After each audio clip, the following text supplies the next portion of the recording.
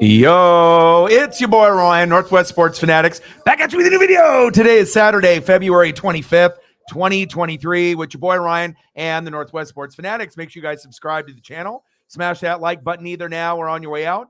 Donate to your boy if you can. Cash App, $ORION NWSF, or the YouTube Super Chat right here. We got the Boston Celtics versus the Philadelphia 76ers. Live play-by-play and reactions with your boy Ryan and the Northwest Sports Fanatics. So we did a poll early this morning to either do the XFL matchup, the DC Defenders versus the Vegas Vipers, or the Celtics and the Sixers. And normally I'm going to lean towards the XFL action almost every time over the NBA or over college hoops.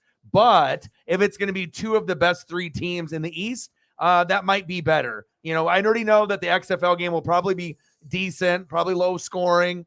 This one, obviously, we know Boston has won the first two matchups, I believe by like 7 and 9, and they were both at home. So now the Sixers have their two matchups at home. So we'll get an opportunity to kind of see how things are going to shake out and play out for them. And it wouldn't surprise me if the Sixers, I'm not sure if they're the favorite. Let me take a look. Vegas line has the Sixers favored by 1. So, I mean, it could go either way. We already know Boston, Milwaukee, Sixers. They seem like they're the top tier in the East. West, you got Denver, the Grizzlies, and everyone below them has a shot. It's like seed 1 through 8. I mean, we don't really know what's going to happen. Obviously, if the Lakers are 8, they're not going to probably beat Denver if Denver's 1. But it'll be interesting to kind of see how everything plays out and shakes out. Sarah in the building, how are you? Let's get to 100 and donos. Let's do it. And shout out to all the GOATs from yesterday. Fantastic day. Over five stacks, obviously, in a few hours. Definitely makes up for some of the slower days that we've had in the previous weeks. Don't expect that to happen necessarily, like on back-to-back days. But who knows? You never know who might show up. And this should be a good matchup. Did you get a chance to watch the XFL or no? I was busy kind of just, getting situated and everything, getting ready for the game. And I didn't get a chance. I did a look on the app. And last time I looked, it was kind of low scoring. So I'm not sure if you're watching it right now, but maybe I should click over real quick. We got 15 minutes until tip-off. Hold a sec here. Let me see if I can, as we're just waiting. So that way, because that's the other stream that we would have done. Let's take a look. How is the game going? Like I said, I didn't get a chance to watch it, but we will be doing a lot of XFL coverage. And is it a rain out? Oh, wow. Look at this. Well, I guess I chose the right one, right? It looks like there's some kind of weather delay.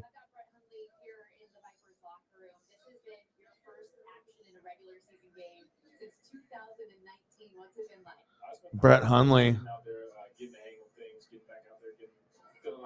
Wow. So I didn't get a chance to see any of that, but I imagine someone else will bring that up. So, yeah, so it looks like with the weather delay and just the way that the game is going, do I have a score here that I can pull up? And the Mariners played today and fucking lost, but they didn't have Julio. Oh, it's really low scoring. Whoa.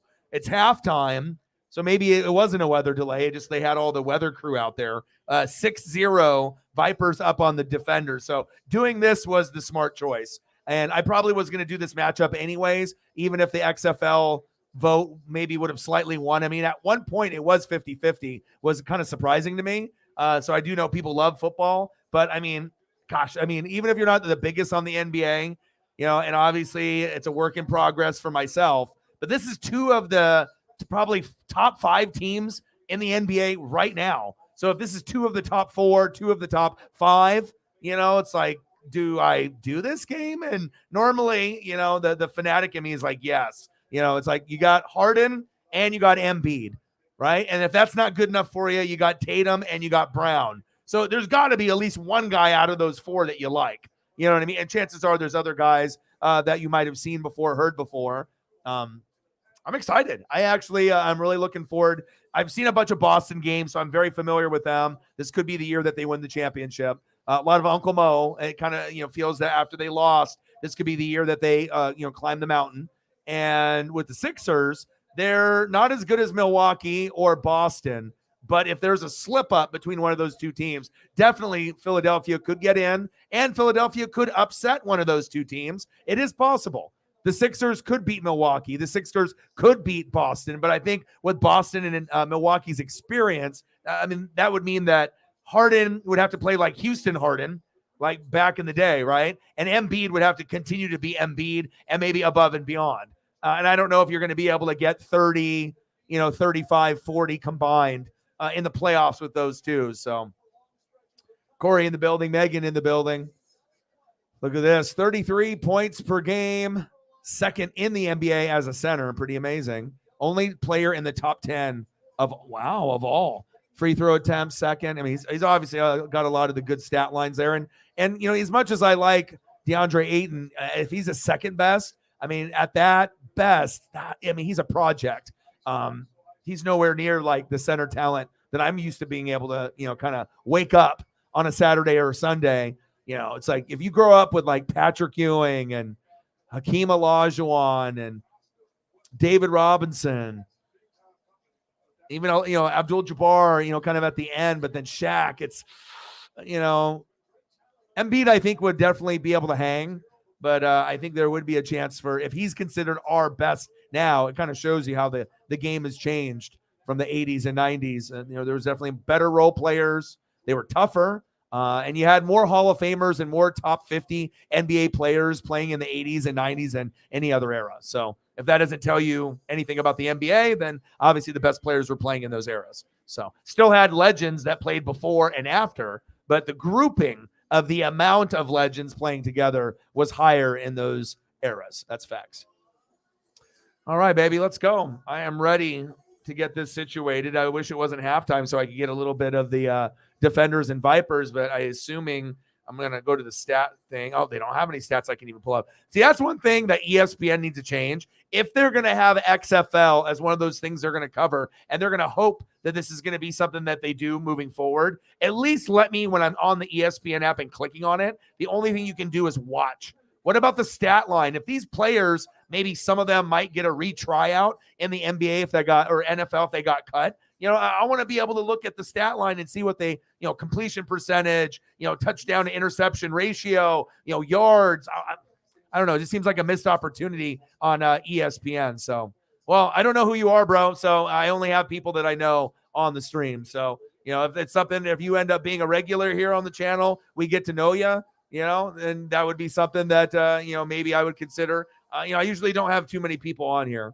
Once in a while, we'll have some mods on, where we'll have people on here that are, important pieces to the channel. But if it's just somebody brand new, I'm not going to have somebody just randomly brand new that I have no idea who you are. So nice try though, bro.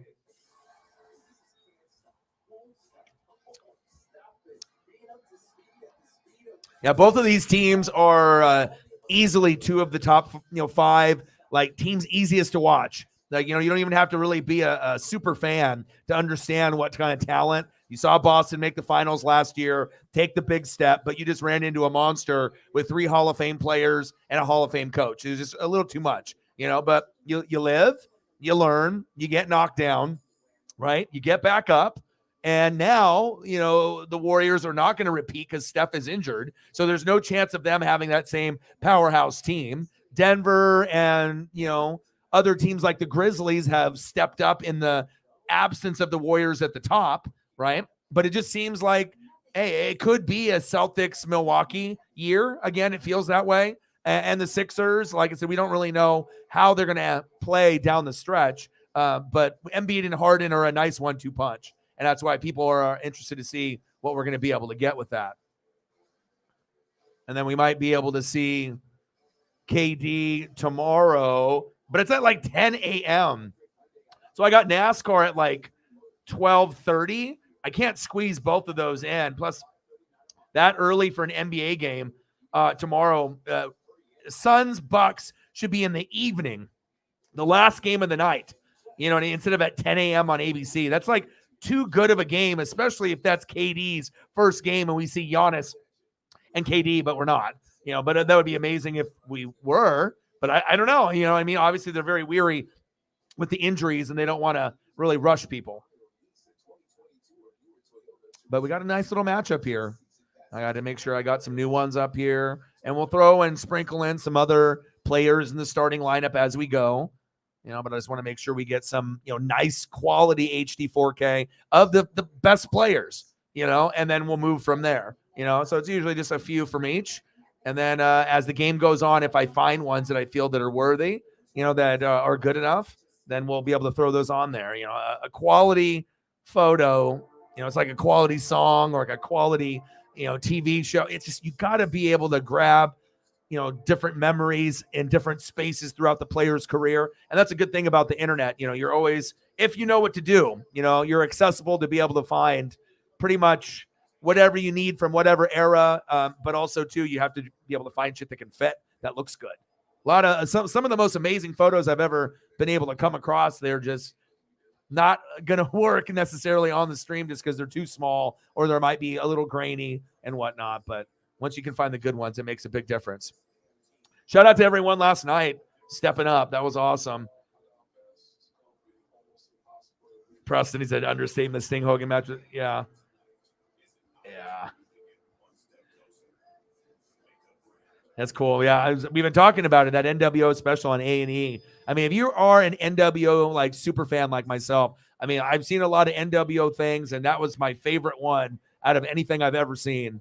Because of Eric Bischoff, because you want to make sure you get that perspective. So, all right, here we go. I wish the Mariners would have won today, but it was really cool to see some of the Cactus League. And then I imagine, Sarah, you've been on Twitter.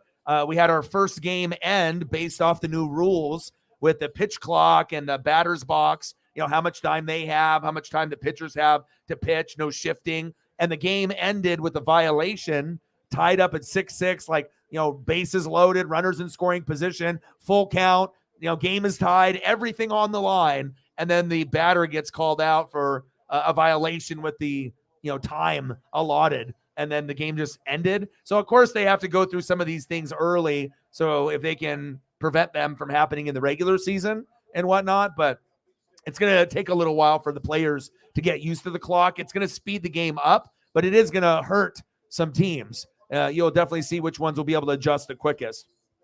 Marcus Smart, Jaylen Brown, Jason Tatum, Al Horford, and Robert Williams III. That's a fucking solid lineup. I mean, if you really look at that lineup, you get offense, you get defense, you get grit. You really have a full lineup. That's why I think I really like Boston, as the team to beat this year. To me, Denver's great. Milwaukee's great. Sixers are great. Grizzlies are great. I just feel that Boston, I mean, they went through the pain together, and that starting five is money. I love it because, you got a couple guys that can score.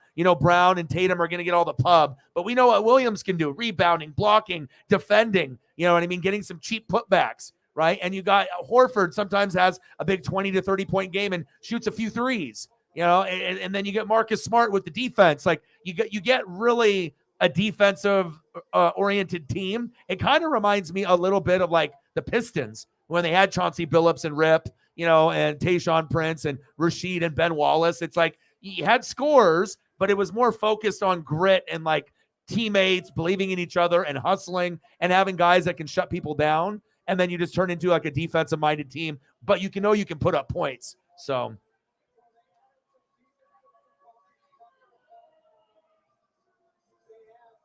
I know there's been some crazy games that have been happening in the NBA and college. And then last night, when we had our epic stream and we got so much support, I'm not sure if you probably went to bed, but I was like going through the Twitter feed, right? And then the Clipper game with Russell Westbrook, his debut game. The game went to like double overtime against the Kings with like De'Aaron Fox. And I was like, oh shit. And it was like 160 something. I was like, oh my God, you don't really see that often. But good to see De'Aaron Fox and Malik Monk from Kentucky. They kind of struggled for a few years. Now they're putting it together, and now they're blossoming into superstars for Sacramento, and I fucking love it. I hate seeing shitty teams be shitty forever. All right, here we go.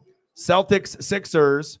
And then let me know anybody with the XFL if they're watching that, so I can get updated on that afterwards. Marcus Smart, fadeaway. In and out, no good. Embiid with the rebound. Harden at the top of the key. Harden kind of reminds me of like a street ball player. Like when I watch him, I kind of think N1. Like when they did the N1 mixtape tour, he just reminds me of an N1 player. Embiid, top of the key. He is so good, man. Foul. Like as much as you see DeAndre Ayton, Embiid is like a billion times better. I wish Ayton was closer, but he's just not as smooth, not as athletic, not as strong. He's long and lanky like Embiid, and he can defend like Embiid sometimes and get the dunks and stuff. But overall, I think Embiid is more of a smoother player, has the ability to score more, can do more. I think basketball IQ is higher. And you could say that Embiid is a top 5 player in the NBA. You can't say that about DeAndre Ayton. Maybe you could say DeAndre Ayton's a top 30, 40 player, something like that, but not in the top 10, nowhere near. And that's the big drop off in the centers. Nice free throw made by Embiid, 1-0. Second one is good. Nice job, brother. 2-0 Sixers. Yeah, all kinds of crazy stuff. But it was just cool to be able to get some action in. But I remember I went to go outside and like smoke a pre-roll or whatever, and it was like 0-0, and I went out there, came back in, and it was like 3-0. I was only gone for like 5 minutes. I was like barely even gone. I was like, oh my God, I already knew what was going to happen. Embiid down low is good. And this is why I like watching Embiid, because you don't usually get guys that can score 30 points a game, and most of them are going to be forwards or the guards. Obviously you got Luka. There's a few guys, Shea. There's a few people that are scoring 30 a game. That's a hard thing to do in the NBA. Deep three, no good. 4-0 Sixers.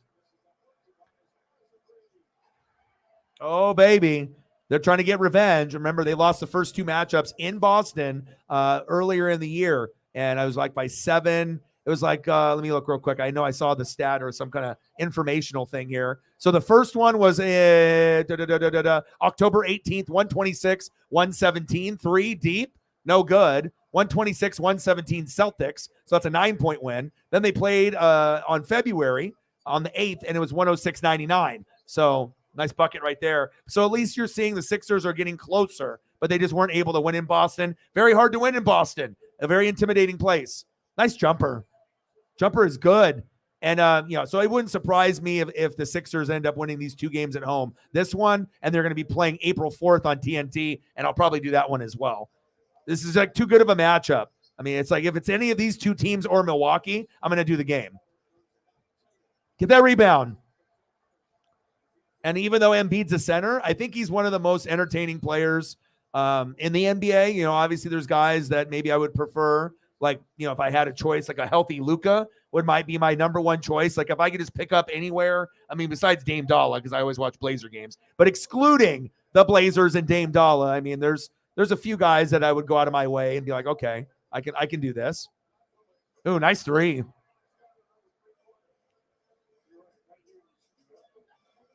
Jaylen Brown. He's really emerged into a budding star as well. Everyone knows Tatum is going to be like the best, and maybe he'll get the MVP, but you aren't going to be able to win the championship without him, Jaylen Brown. You're going to need, and the rest of the crew. Woo! Okay, they're coming out swinging, boy. 13-6 Sixers. Brown, foul. Be a foul there on Embiid more than likely. 13-6 Sixers. Nice pass.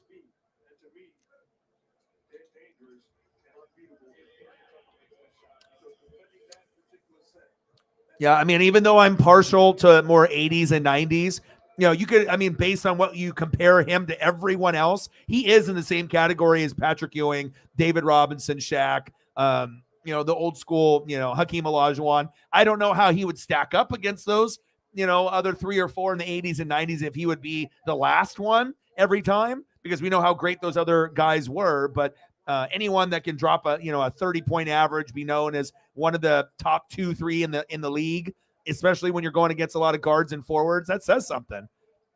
Special player. And he actually can shoot from deep once in a while. Like he'll get hot from 3 sometimes, which is, all the big guys love to shoot 3s now. It's like a thing. Stolen. Nice play by Marcus Smart. Nice job, dude. I want to get a new Marcus Smart. I have an old one. 13-10 Sixers. Embiid, jumper, no good.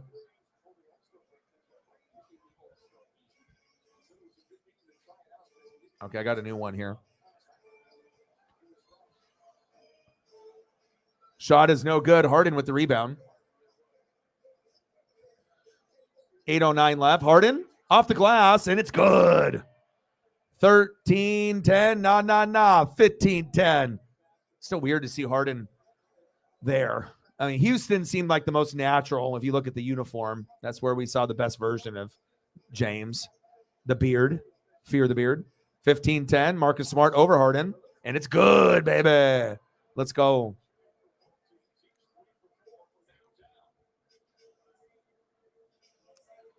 Yeah, I loved Iverson too.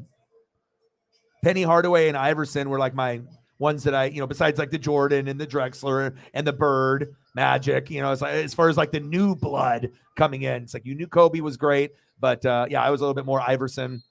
Obviously being a Blazer fan, it's like I can't be like, oh, Kobe, naturally, but it's kind of funny now as Kobe is resting in the basketball heavens. Rest in peace, Kobe. Even though I was a Blazer fan, the Kobe is now one of my most like influential people I look up to. And it's been like that for a while. I always respected his game, though, even though it was a rival. He just beat everyone so often. He was just so clutch. You're not going to see too many, Kobe Bryants ever again. I'll tell you that. 7:07 left in the first quarter. 15-13 Sixers. It was 6-0 at halftime in the XFL matchup. Harden for three. No good. Offensive rebound by Tucker. Got caught up on The Last of Us, so I got all those episodes out of the way. And we got The Mandalorian coming up on March 1st. Excited for that. Foul. No foul call? Wow. At home, too. Oh, stolen. Embiid with the, tripped up and kind of a loose ball foul there on Boston. A little bit of a flop by Embiid, too, but 15-13 Sixers. And then tomorrow we will be doing, I would assume, if everything, is NASCAR will be on at 12:30, so we'll probably go that particular route, and then we'll just kind of go from there. Because let me look at the late game. Because I'm not gonna do the morning game. I'll watch it though, especially if KD is playing. I'll tune in for a little bit. KD, so it's at 10 a.m. maybe while I'm prepping for the NASCAR. And then at night, it's like Clippers, Nuggets. So probably after the NASCAR stream, we'll probably just call it. It'll be long enough as it is anyways. It'll be like probably 4 or 5 hour stream. We'll start it at, around lunchtime, around noon, and we'll probably go to like 5. So that'll be good enough for that day. And we'll be back at it on Monday too. So. Oh, you do? I watched a new one last night. That it's good. Like I said, I've been watching it. Me and Shep watch it. Chief will Chief. A lot of us watch it, and they come up with new stuff. And like I said, you don't have to believe everything that's in the show. Everyone has their own choice to what they believe, what they don't believe, or what they just listen to. It's very interesting though, and there definitely is some truths I feel that are revealed in that show.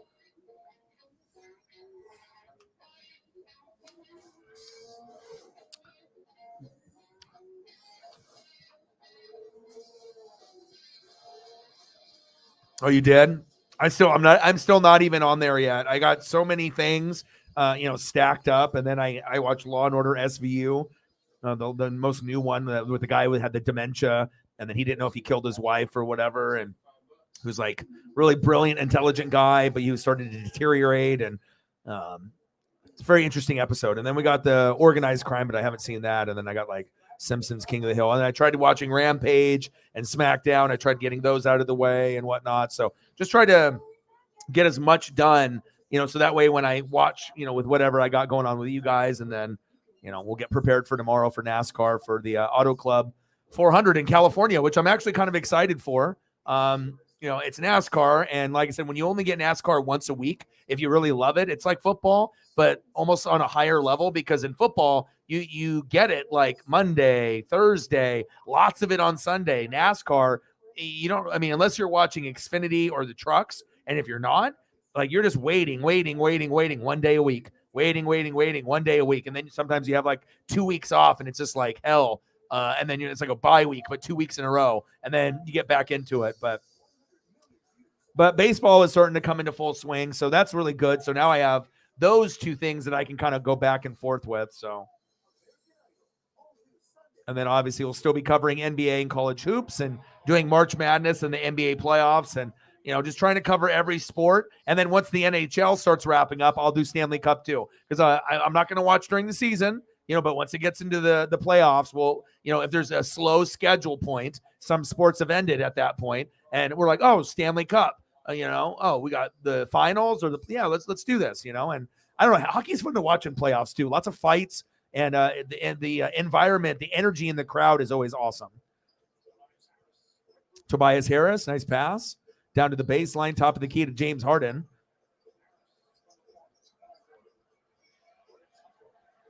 Nice hustle by Tucker.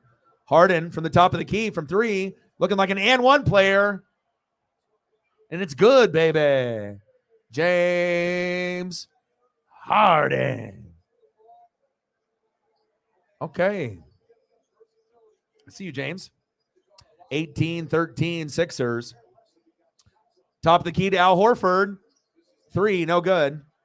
And I feel these teams match up pretty evenly. Obviously, Boston is always going to be probably favored not only by the media, but, they kind of deserve the respect. Big throwdown. You already know what it is. Jason Tatum. And like I said, I knew that they weren't going to be able to beat the Warriors last year, but I thought they could win a game or two, and they did, right? And now you just have to take it to the next step. Nice backdoor cut. Bad communication there by Boston, but it's just the amount of skill and role players that they have. But a lot can change from now, and towards the playoff push, especially if people start getting hurt, role players. And if role players start getting hurt on the Celtics, Sixers, and Bucks, then there could be a surprise team, like a Cleveland that snatches a spot with like a Donovan Mitchell. Like, is it likely to happen? I don't know. Probably not. But if you watch enough basketball, even if you're not watching every game, it's kind of hard not to be able to see certain people balling out. I mean, anytime a Donovan Mitchell can get like 50, 60, 70 points, pretty crazy. 2015 Sixers, 5:03 left. Embiid one-on-one with Horford. Nice pass. Oh, rejected. Grant Williams, I like him too. It's like each guy has their role on Boston. Not every guy is good at everything. Some guys are good at defense. Some guys are terrible. Some guys are shooters. Some guys are more, just defender, rebound blockers. But they play well together. Good chemistry. Smart for 3, air ball, no good. He's like, where's my foul?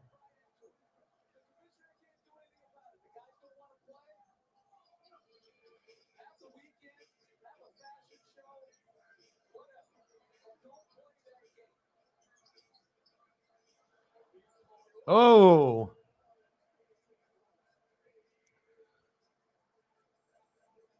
(22-15) Sixers. All right, Embiid, I see you, dude.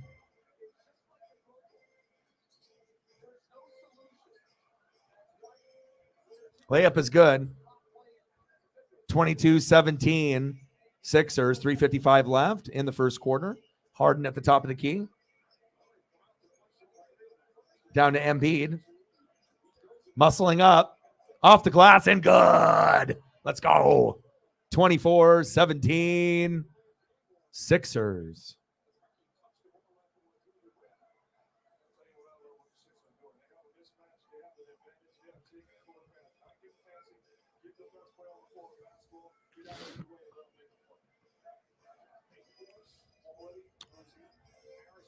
Al Horford for 3.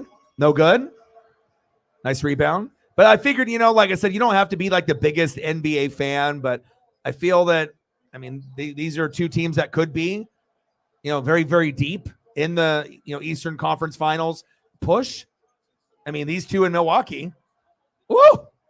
No foul call. Wow. They're really letting them play out there, aren't they? Tatum is like, bro, am I going to get a foul? Frustrated dog, he says. 24-19 Sixers. Wow.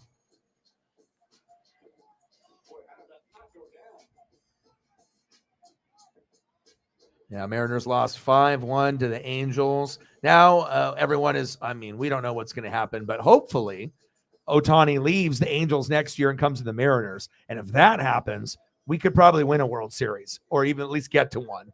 And then we would have two of the top, 5 or 6 players in Major League Baseball. Ohtani and Julio would be nuts, but I'm not holding my breath for that happening, but I definitely think it could happen. We definitely have a very strong Japanese following. We have a lot of history with Japanese players like Ichiro and a few others. So I don't know. I mean, he would look good in a Mariner uniform, I'll tell you that, but that's going to cost a lot of fucking money too. Good game so far, 24-19 Sixers. Oh, yeah, everyone's going to be looking at Ohtani, but you got to have the money, and he's going to have to go somewhere where it makes sense for him.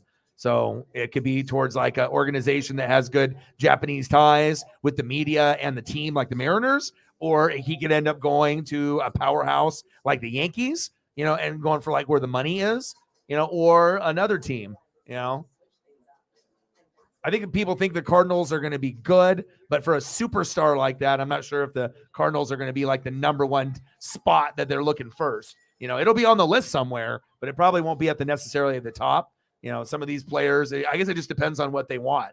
Money, or a presence in the media, and being on a good team. There's going to be different reasoning for every player and whatnot. But what I do know is Arenado and Goldschmidt are 2 of the top 7 players that are playing right now. So that's something to hold your hat on, that, if some free agents don't come to the team, you're still getting ones that do. Just the simple fact that you got Nolan and Paul is still pretty amazing if you think about it. Because imagine if you didn't have those players, you'd probably be going from competing at the top of the division to being like in the middle. So, yeah, but that's why we didn't spend money. We didn't spend money this year. So we could have spent money, big money to like start to grab people to pair with Julio. But I think kind of secretly that, you have no idea. You have no idea because Ichiro, made it being a positional player. And he was the first non-pitcher, to do all, but he also won like 7 batting titles in Japan before coming over. And if Ichiro's numbers were combined, he would be the all-time hit leader, even over Pete Rose. But obviously, some of the stats were in Japan and whatnot. So, but with Ohtani is so good. Some people consider him the best player in the game right now. Is that he can pitch and win you 10 games as a starter, go like 10-4, 10-5, and have like an ERA under 3, 100 plus strikeouts, 200, 300. Like just do like he could be like one of the top 10 pitchers, and he can want to be the top 10 hitters in the same time. Like you got a guy that can pitch and then hit a home run in the same game. That we've never seen anything like that in sports before, besides like Babe Ruth, who was a pitcher and then turned into, being the Babe Ruth hitter that we know now. But Ohtani is a better pitcher than Babe Ruth was. So it's like we haven't really seen this. But even if we have to break the bank, it could be a huge thing where, I mean, if you think Julio Mania and Mariner Mania, is starting to kind of hype up right now. I mean, the MLB logo, the banner, right? They should have put him on the show, but on MLB Network and on MLB's their new logo for 2023, who do you think is dead center in the middle, right behind MLB, the actual name? It's Julio with about a few other players. So, they know Julio is the most marketable player in MLB right now. He's going to bring a lot of fans to the game. It's going to be pretty sweet to see. Nice layup there.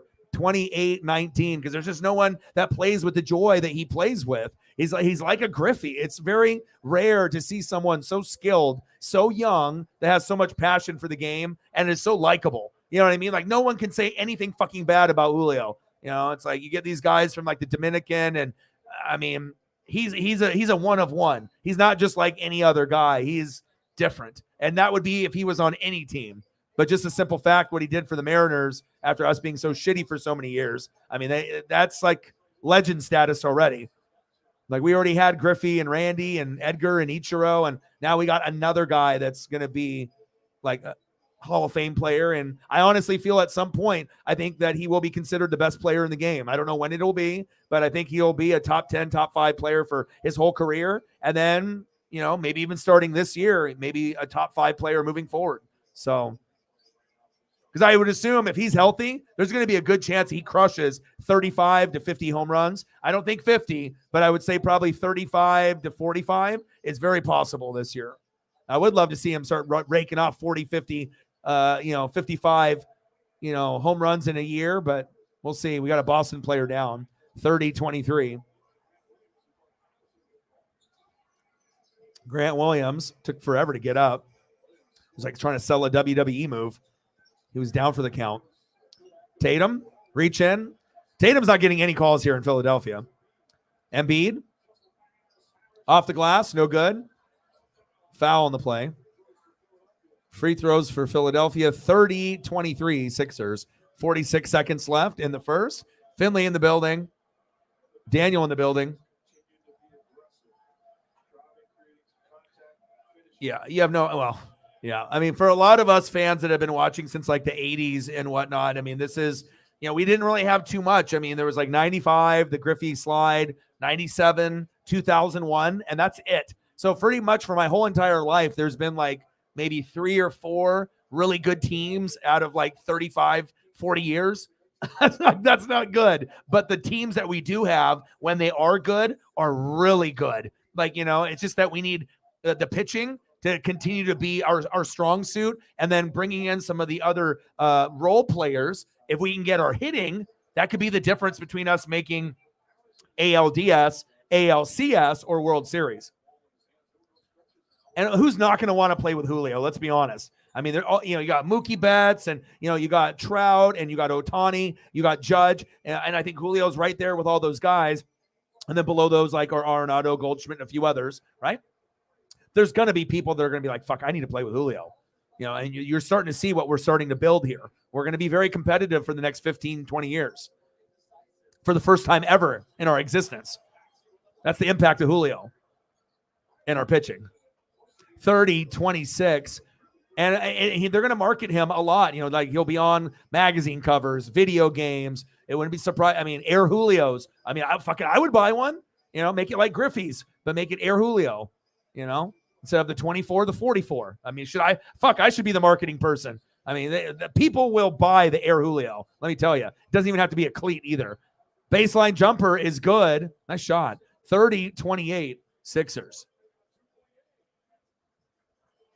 Yeah, Scott's a cool guy. I know a lot of people were getting close to being like, well, kind of like the Pete thing. Like, it's like, do we want him still? I mean, do we think that we have a future? Should we look for a different voice of direction? And then sometimes, right when people are on that teetering point of like, okay, are we still cool with this, or are we ready for a change? And then at that very last season possible, before maybe a good shift in the fan base is like, maybe it's time. And then look at the year that you had with both teams, and now there's a little bit more stability with Pete and Service, when I know a lot of people, Northwest fans and outsiders, were like, you know what, maybe a new voice for both teams would make sense. But hey, things worked out, and at least for the time being, even if it's short term, we still got our guys there, and hopefully we can continue to have success, because we don't have a pro team here in obviously, on the NFL side here in Oregon. So we always keep, attention and pay attention to everything going on there. So.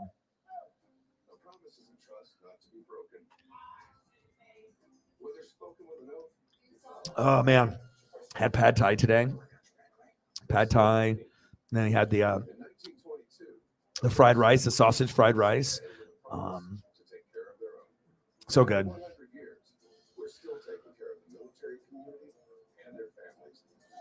And leftovers too, so that's always good.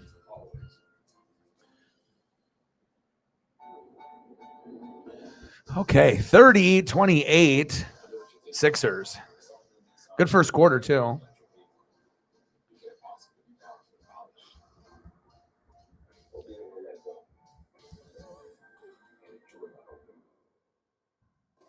Beasley's been pretty good. We went for a walk again. The snow is finally starting to kind of melt.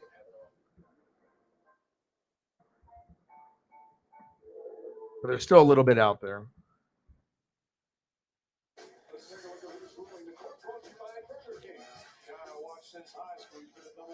Oh, it's so delicious. I mean, there's so many options too, depending on if you're vegan or vegetarian or you're a meat person, chicken and pork, and they have all these different options, or spicy, not spicy, more just of the noodles, and maybe not as much on the protein side, but just yeah, I mean, if you're a soup noodle person, or you like pasta, and then you have different options. But yeah, the pad thai, I mean, we hadn't had it for in a while, and I was like, oh my gosh, so good. And I really feel, for me, like, there's only certain foods that you can reheat up and they taste close to what it was when it was warm originally. And I would say probably like spaghetti, and then I would go probably pad thai are the two most like tasty that are closest, because it's like if people go get a burger or nuggets and they go reheat it up, it tastes like crap. It's never going to taste as good as it was when you first get it, ever, period.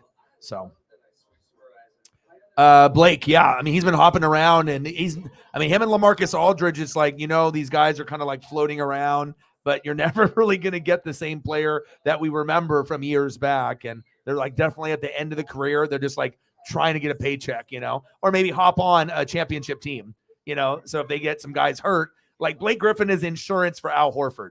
So if Al Horford gets hurt, boom, you got Blake Griffin. It's a little bit of a downgrade for Blake at this point, but Blake is athletic, that maybe he could scrounge up 10 to 15 while maybe a Horford is injured and give them more depth. And that's really what it's about. So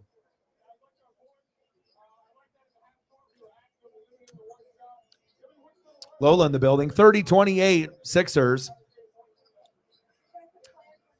See what Harden can do.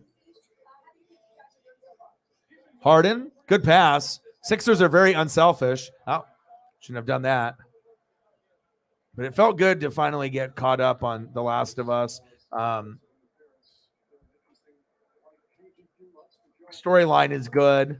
The girl is fantastic. I know she's not going to get the same type of thing as like Stranger Things in 11, but anyone that has a presence to her, if you're British or English and you have that accent, and I thought she did a fantastic job in the show.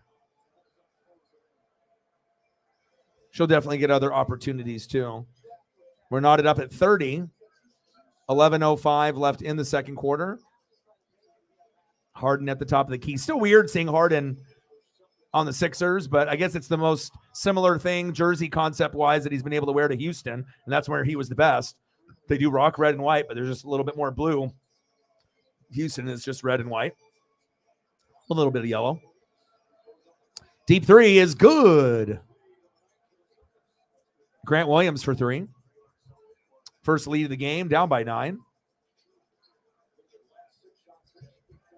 33-30 Boston. I knew this was going to be up-tempo, and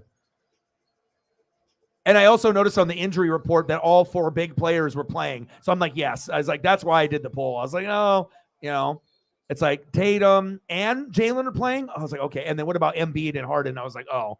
I was like, well, XFL I love, but I mean, the NBA isn't going to win over XFL that often. It might be only once or twice this season. So, yeah, Aldridge did have a good career. He did. What could have been, though? You know what I mean? Like, I was lucky enough to actually have some interaction with Aldridge, here in Oregon and stuff. And he was a pretty cool dude. If you got down at the right spot, you might be lucky to get a dap or a high five, or a little bit of words, as they're walking in the tunnel. Aldridge was always a cool guy. I have some pretty cool memorabilia too. Yeah. Dono night was, we had some streams that were, we struggled. It's been a struggle the last like 3 months, but we started to pick it up, and we had a nice one. Yeah, really, really nice one. Over 500 last night. I was not expecting that, and on a Friday. So, and we're trying to get it back started up again. $5 holla. Thank you so much. Appreciate you. Bang, bang, bang. Boom, boom, boom. Bang, bang. Thank you. Let me know what you want to see for photos. And I know more people will kind of come through, even if they give no 2 shits about this game or XFL. I mean, when it gets a little bit later, some people might, kind of hop in. And if it ends up being a little bit light, it's okay, and then we'll be back at it tomorrow for NASCAR, and we'll grind it out. So I'm excited. And hopefully we'll get some more people to come through too. Okay. $5, 95 to go. Appreciate you. Harden. Foul to the line.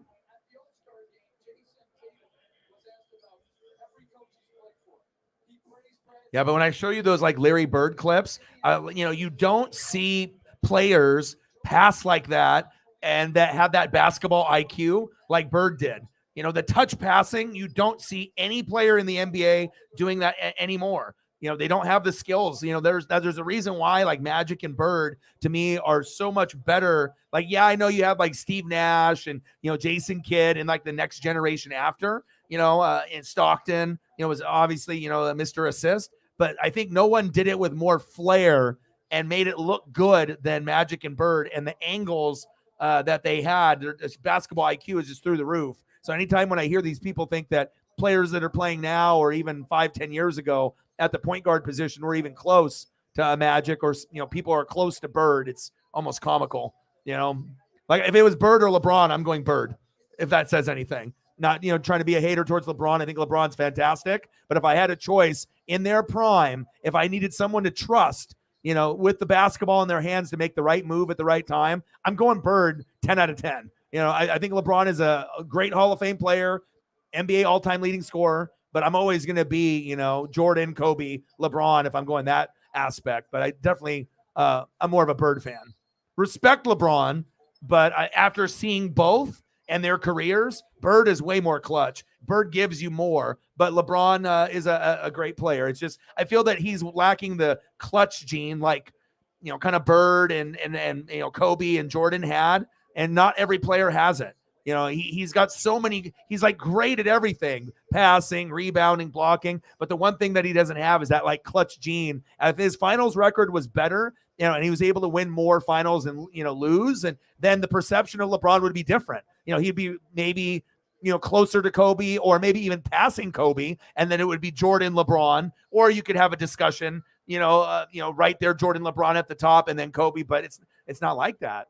If you got to look at what they did in crunch moments, and it seems like a lot of times LeBron, would fold. And sometimes his supporting cast wasn't very good, and I understand that, but there has been teams where it's been very good.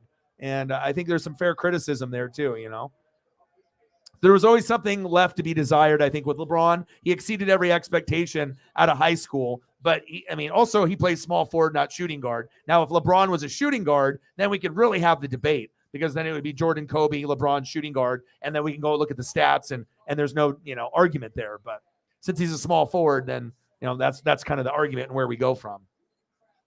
Yes, it was. Let me get you some Paul Pierce. Megan with a tenner. Appreciate you. Bang, bang, bang. Boom, boom, boom. Bang, bang. $10 holla. Thank you. Appreciate you. Let me know what you want to see, and I'll take care of you here in a second as well. $15, 85 to go.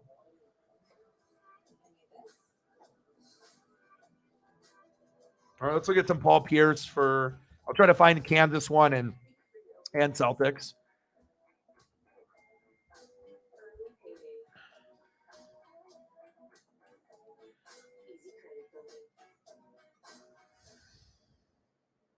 When your money is good, you feel good.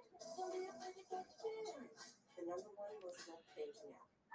People who come to Cricket stay with Cricket. I started my own app company, and with Cricket, I'm able to answer calls from my engineers and investors and know my signal's going to be great. 5G boss mode. Yeah, I got you. You're off Cricket. How do you define faucet? Best pair of kicks,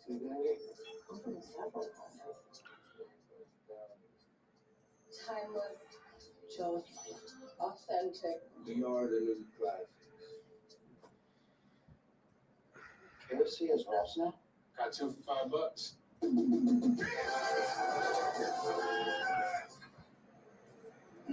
Wait, there's one with spicy slaw? Spicy slaw. 39-32 Celtics. Don't do your taxes. Meet with an expert who will do them for you, so you can do taxes. A screen and take a tween. I'm not posting on social media. I don't feel seen. Hey, Mom, look. Mom? Oh my God, Mom, you gotta look at me. No, keeping my eyes on the road is paying off with driveways. Post about that. Boring. Oh, same cheese. No, thank you. Unlock me. Stop. That was awesome. Hey, what's your at? I'll tag you. You drive by from all states, say 40% for winning mayhem.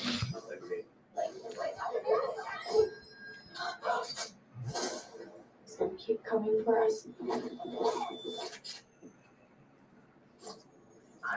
39-32 Boston. 8:28 left before we get into halftime.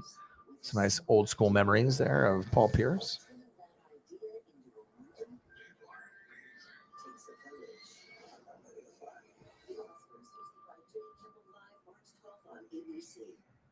Ooh, this is a good one. I was right behind you. You know what I'm saying? I was coming through. So way to be silent. But just know that if I'm on that reach, I'm coming to go at any point. That's why you have to settle for the company. You know I'm coming. Yeah. All right, let me get some Detlef Shrimp. The Shrimpeth. NBA experience in that voice for Al Horford absolutely because he just loves to play in 60th year in the league. And I love it by Doc Rivers also. Jay Tucker has his spot. Harden at the top of the key, down by 5, 7:50 left. Passes it to the wing, 3, no good. Rebound by PJ Tucker, out of bounds, turned over. Wayne is like the most nonchalant, intense player I've ever seen. He makes these great plays with James' expression. He's doing his job. Great plays and great size.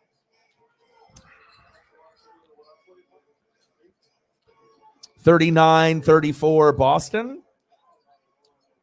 Layup by Williams. Defended well, no good. Harden on the fast break. Nice body control right there by the Sixers. 39-36 Celtics.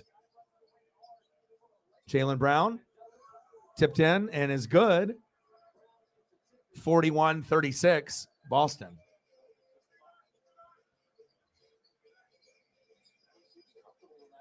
Harden. Harden does a lot of flopping. Headband Harden.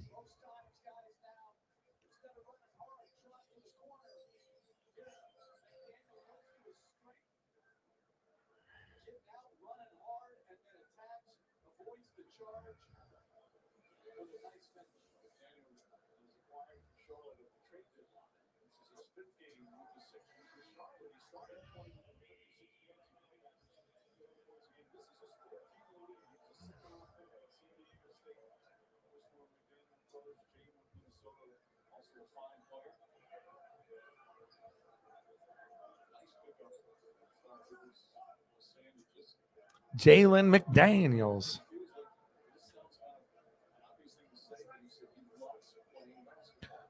(41-37). Next free throw is good by Harden. Boston up by 3 with 7 minutes left. Horford at the top of the key to Jaylen Brown. Jumper at the top of the key. No good. Both teams got a lot of athletes. They both run the floor well. And like I said, these are the two of the top 3 teams that are in the East and 2 of the top probably 5 in the NBA right now. Shot is no good. All right, Marcus Smart, show me. All the way. Ooh, baby. Let's go. Nice play. 43-38 Celtics. What's going on in the XFL game? Is anybody watching it? 6:20 left. Embiid, solo isolation, backing down Horford. It got a little ugly there, almost like he tried to force him to travel.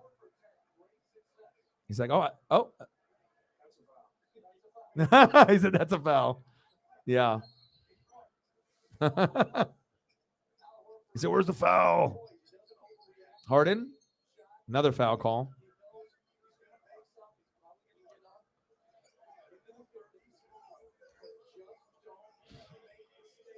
(10-6) DC defenders now. Oh, okay.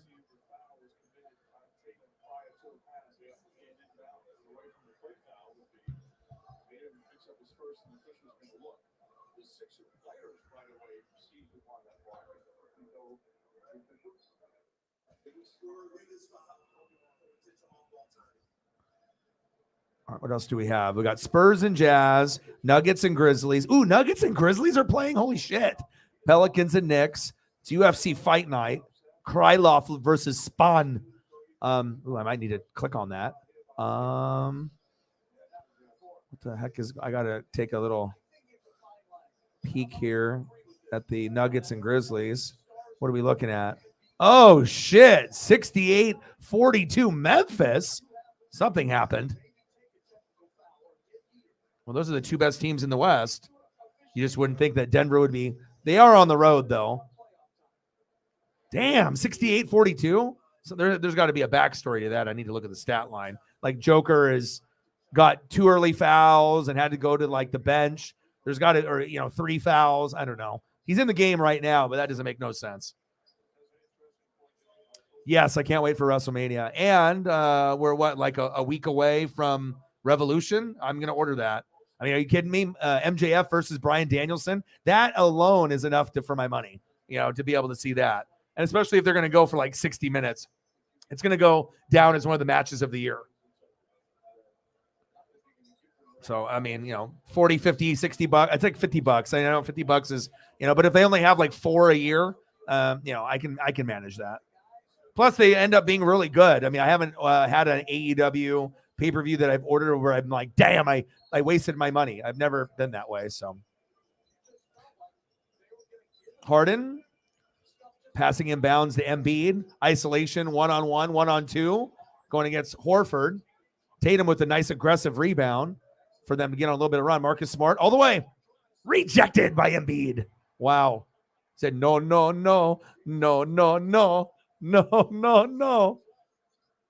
Nice block, dude. Harden, 2-man game at the top of the key behind the back. Embiid, go up. Yeah. There you go. 43-41 Celtics. 72-42 Memphis. Holy shit.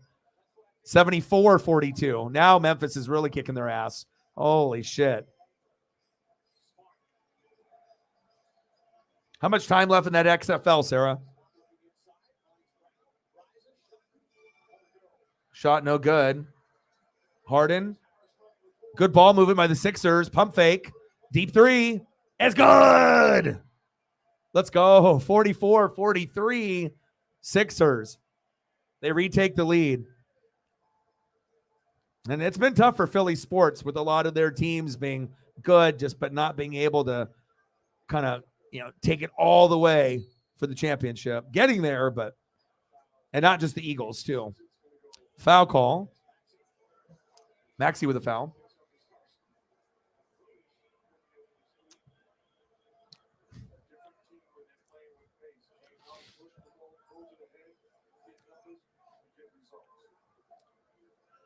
Yeah, I mean, there's a few like, oh, what I'm saying? Like, you have to have good storyline and build up. And I feel like with WWE, sometimes we cheer for them, even though their product isn't very good. We're just like so used to having them around that sometimes we're still like cheering, even if the story is not very good. And, it's like you're just like a fan, but it's like almost like cheering just to cheer. And I feel like we do that for WWE too much. Like, we need to be a little bit more critical. If things are not good, we need to be able to realize they're not good and not have them kind of make us think that what we're watching is good. Because if you end up flipping it over and seeing something on AEW for 30 minutes and it's better than 3 hours of Raw, it's like you have to look at the matches and the microphone skills and the storyline. The Bloodline storyline is great, but I'm talking about everywhere else.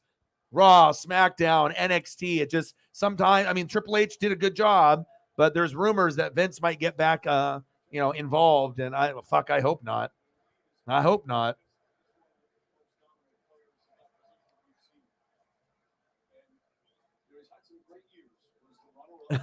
Yeah. I mean, like I said, they have to come up with different feuds, people working together, people turning on each other. Obviously, their roster is a different size. The developmental is obviously deeper on the WWE side and whatnot. And let's be honest, Rampage, for an hour usually is not live. And typically it's not a very good show. It's kind of like a Thunder or, Sunday Night Heat where it's like you might get like one good match, but then if it's an hour show, it's probably not worth it to watch it unless you're hardcore. Blocking foul. Blocking foul on Marcus Smart there. Now you got PJ Tucker on the ground with his elbow. Looks like he got a little bit of a stinger. But I don't know. I'm a super big AEW fan, but if at least if I'm biased, then I'm like, oh, Dynamite, Rampage, WWE sucks. And you get these people on Twitter and Instagram and the internet that it's like you either are one or the other. I just like quality, but I also like seeing hardcore wrestling. And then I also like seeing innovation. And I want to see double team moves, triple team moves, shit that I see from like Kenny Omega and the Young Bucks and a lot of the people on the AEW roster. And I just feel like the AEW style of wrestling reminds me of WCW, ECW wrestling. And I prefer that.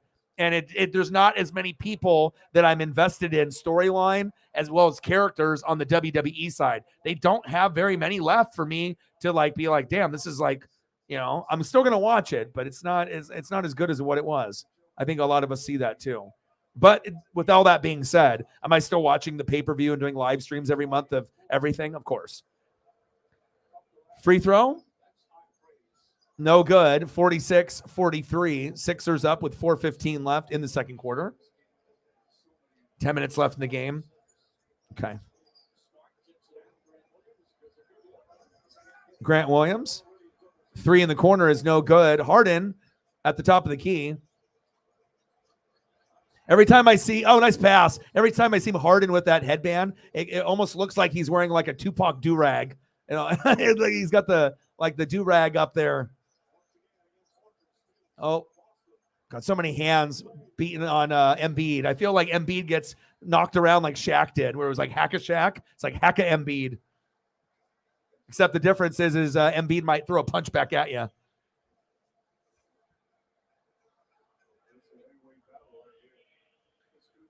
But it felt good to get outside, even though it was cold. And, to spend a lot of time with Paisley, and she's been pretty good. We might go for another walk later tonight. It's just good for the mental health. The more exercise I get, more music I can get in. And then she's the type of breed of dog that needs to be like outside. And I need to be able to incorporate her with other dogs and let her run freely. But it's been too cold for me to be able to do that yet. But once it warms up, I need to do that. Certain dogs need that socialization or that freedom. But I just don't like it, if she's going to be like kind of excited, and sometimes she'll jump up on people, not in like a threatening way. And some other dog owners don't like that. I mean, if a dog does it, I don't give a shit. I love dogs, but you know how some people are. You get some people that are like Karen and Kyle's at the dog park and shit. And it's like if Paisley jumps up, they like lose their lid or whatever. So it's like sometimes you got to be really wary. Oh, and one. Jaylen Brown. Jaylen Brown. Yeah.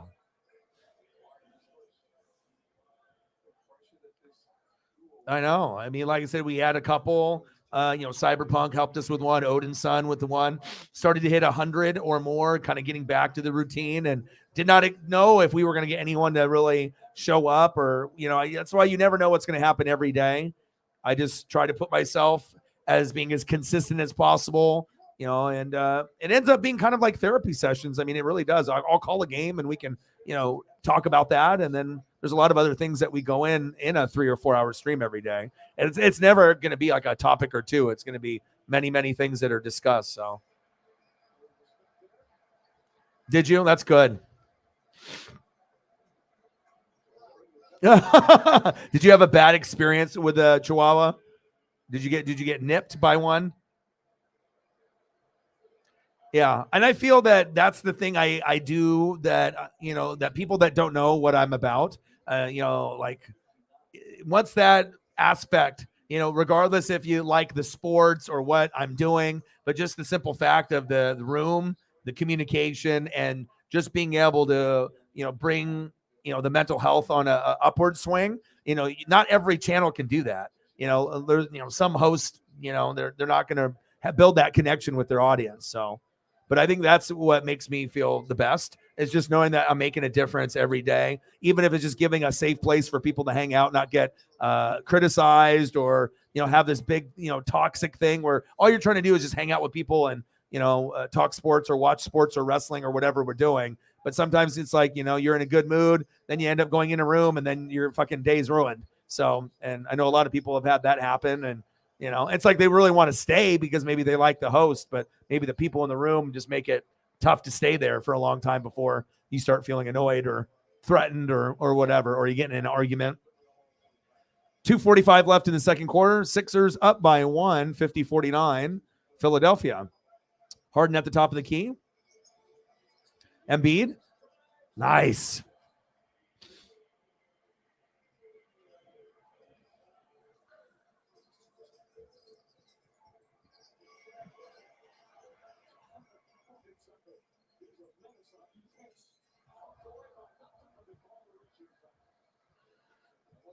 See, I had a feeling that you had an experience. I'm very good with words and with people. I don't have to be in front of someone, to be able to. He said, yes, actually. When I was walking, which ran up to me. First, he was barking, and they tried to bite the leg and then chase me. Yeah. Oh, man. Hey, they be ankle biters, though. They be ankle biters. He's like, fuck them Chihuahuas. So Finley's going to get a new pet. Yeah. So down the road, if you ever have another friend and they got a Chihuahua, Finley's like, I can't be a part of this friendship anymore. You got a Chihuahua. It's either me or the Chihuahua. Oh, man. That's tough. There actually has been, some other stories that I saw actually even last night. One of them was like, I think Britney Spears, not being a good dog owner. Who knows, mentally she's kind of lost. She has not been the same in like 20 years, but supposedly her dog got out. No one was watching it, her or her kids or boyfriend or whatever, right? It gets out, then it injures some like 80-year-old man or woman. And then there's another one where I know they had to, I'm not sure, put down, but there was another one where there was like a big dog attack that I saw that it actually killed a guy. Like it killed a grandpa and then attacked a couple other people. And then they had to get the police and fucking animal control there. And it was like two dogs just going crazy in a neighborhood. That would be kind of scary and whatnot. But I mean, you got to be able to watch your dogs. I mean, but I guess you get these bad pet owners and they just leave them there or leave them outside and unsupervised. I mean, what the hell do you think a dog is going to do if it's not loved?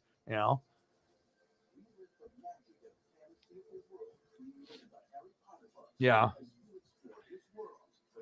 Well, also ones that are trying to, bite your ankle off, right? He's like, I'm traumatized by that Chihuahua now.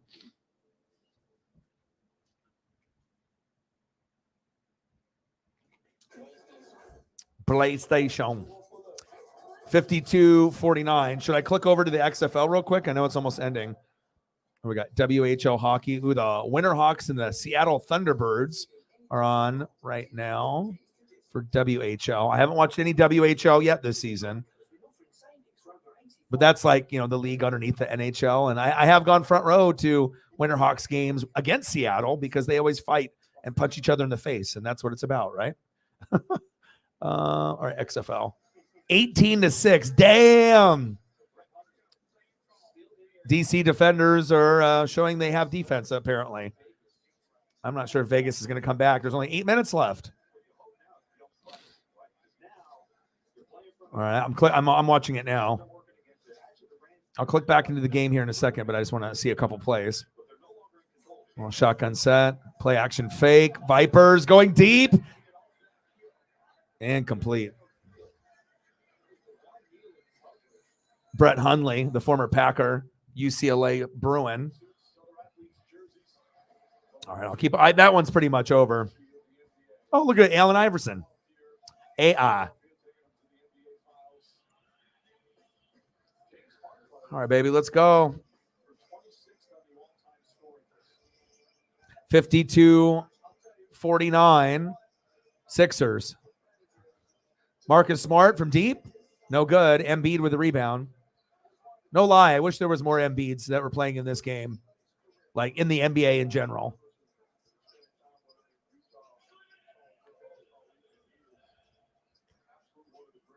Nice shot by Embiid. 54-49. Sixers.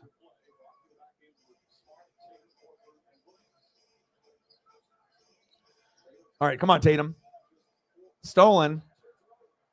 Sixers match up very well to not only Boston, but Milwaukee too. Nice layup. 56-49. But remember, Boston played them twice at home, and this was the exact same type of game that we saw on the other end. Boston. And Sixers tried to keep up on the road, but just were slightly a couple steps behind. And that's what this game feels like. And I imagine when they play again on TNT, a little bit later, a few weeks from now, you're going to be able to say the same type of thing. I would assume the Sixers will have a good chance to win this. I highly doubt the Sixers are going to get swept by Boston. Boston's going to win all four. I highly doubt it. Oh, I heard Paisley. She's barking at somebody. Caitlin in the building. How are you? How are you doing?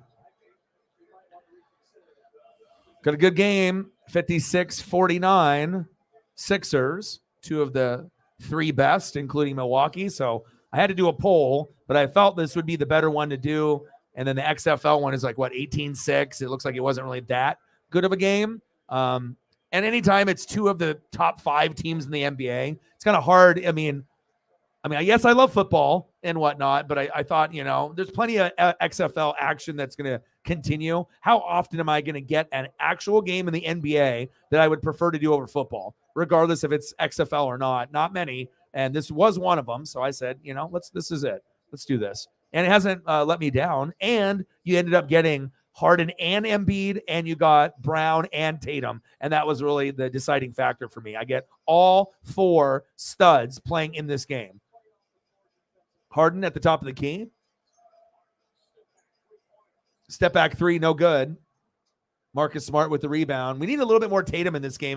The defense on Tatum has been stifling. They've been collapsing on him. He's not been able to be his normal Tatum self. He's playing a little wild. He's playing, he's trying to force a little bit too much. Mistakes are happening. Sixers defense is definitely clamping him down. It's always easier to play at home than it is on the road, especially when things start going downhill. The crowd will get you back into it. Shit starts going downhill away, then it continues to keep going downhill as the team boos you and the crowd cheers for the home team. Embiid? I feel like Embiid's almost unguardable. Embiid for 3. No good. Even as good as DeAndre Ayton is, I don't know if he could stop Embiid. Highly not. Slow him down a little maybe, but it's halftime, 56-50 Sixers.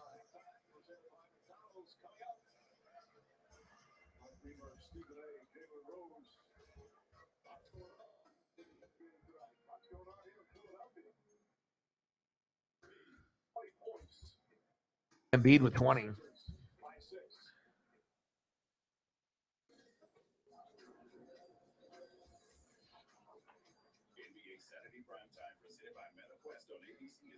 Really? See, I heard that's the whole new thing. I've never had them, but I've had friends and I've seen people, eat them and, review stuff. And, but I've, everyone that I've talked to, they're like, oh, this is the real deal. Sometimes a little expensive, but you're getting the good ingredients and the good taste too. So, yeah.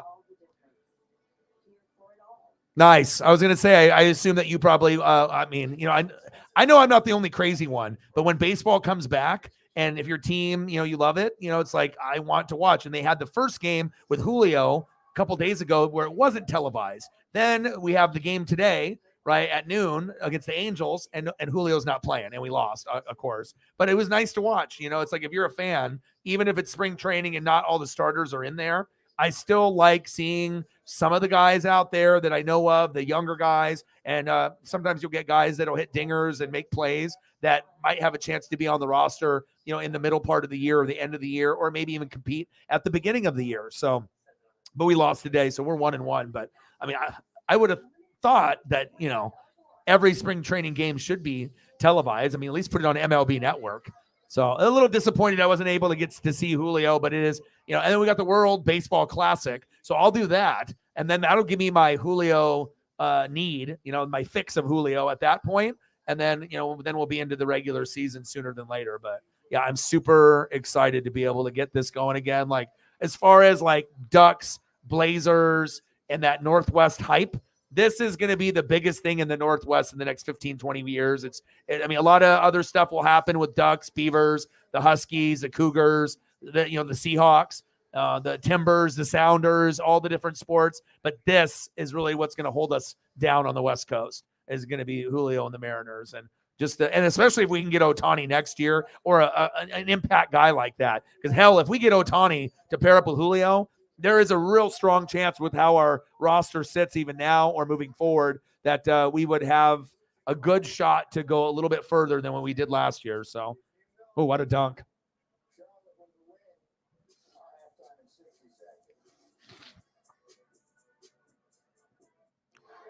Seattle for spring training. Nice.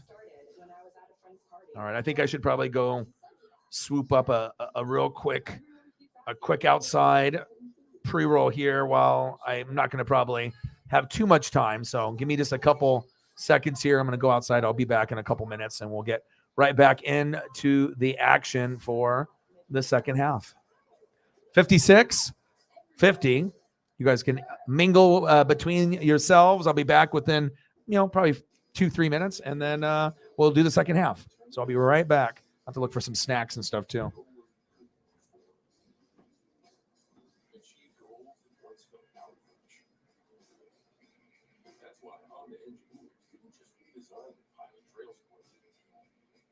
Most off-road capable Honda SUV ever. The all-new Pilot Trail Sport, part of the Honda line of rugged vehicles.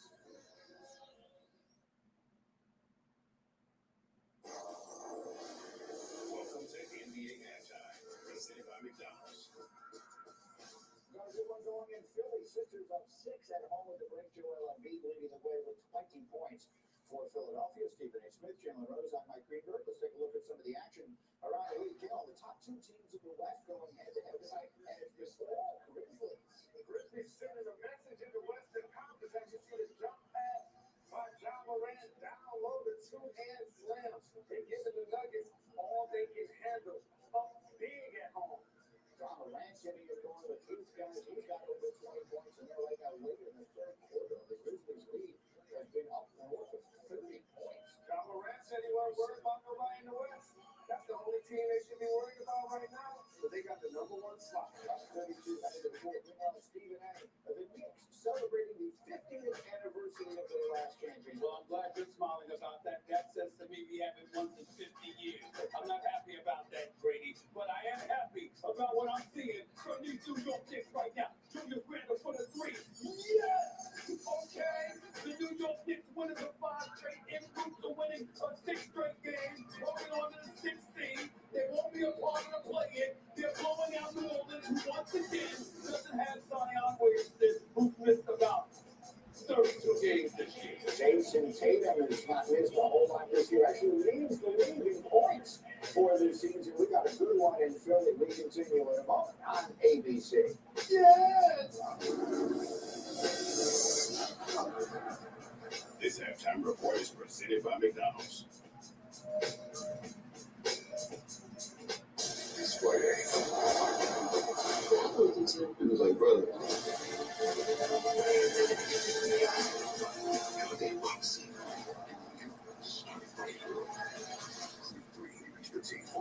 Friday. Interesting piece. Let me bring you my expert. So many scratches. Those are from my car keys. Such a rich history. This won't do well at auction, but at AT&T, it's worth a brand new Samsung Galaxy S23. Wait, really? What about this? AT&T's deal is back. Everyone gets a free new Samsung Galaxy S23 with a Galaxy phone branded any year, any condition. Need it? Want it? Gotta have it. From tees and best jeans to stylish shoes and home must-haves. Find more style and more savings at Kohl's.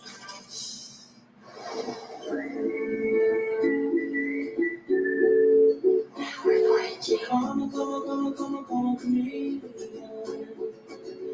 Come and go.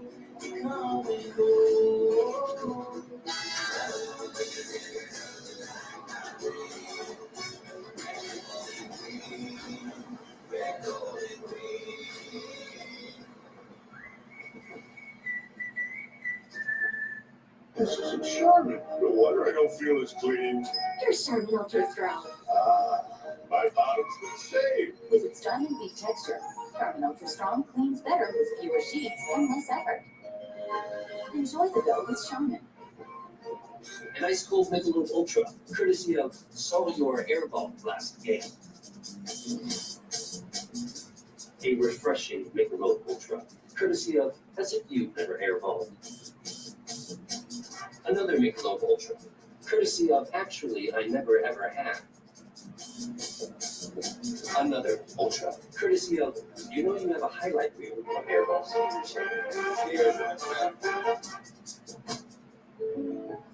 What if I need help picking a plane? State Farm's here to help. What up, Bo? Hey, guys. What if he's not actually 7'4"?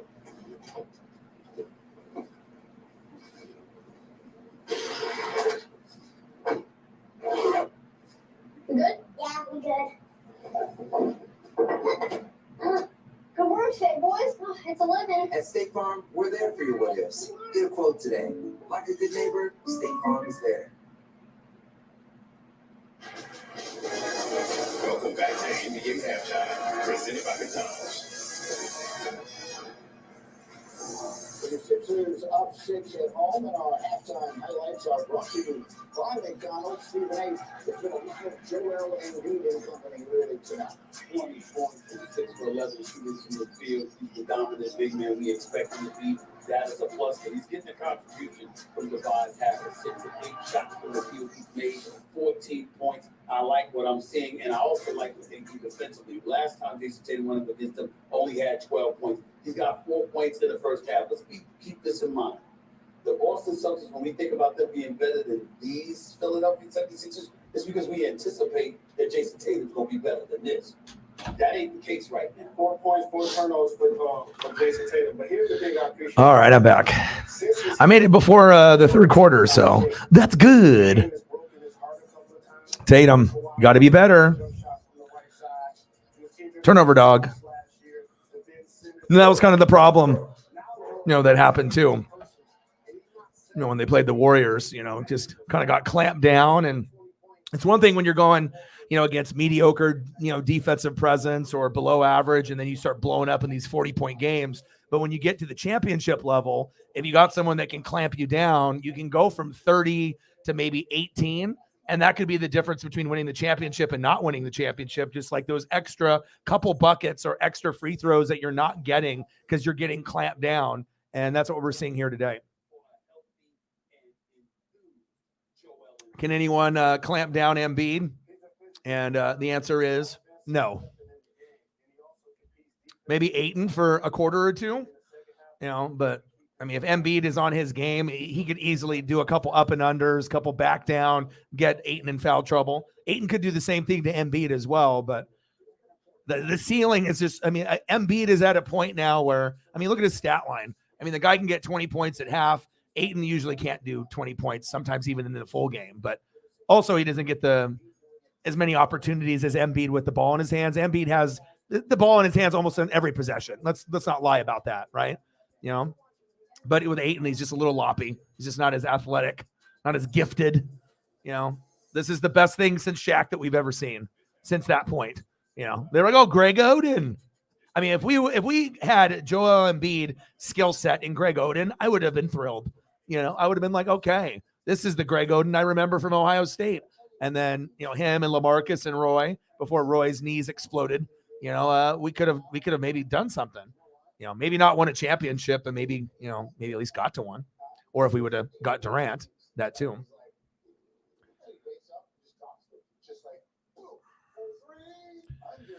All right. What happened in the XFL? What was the final score? Did it end at the 18-6? I'm looking now.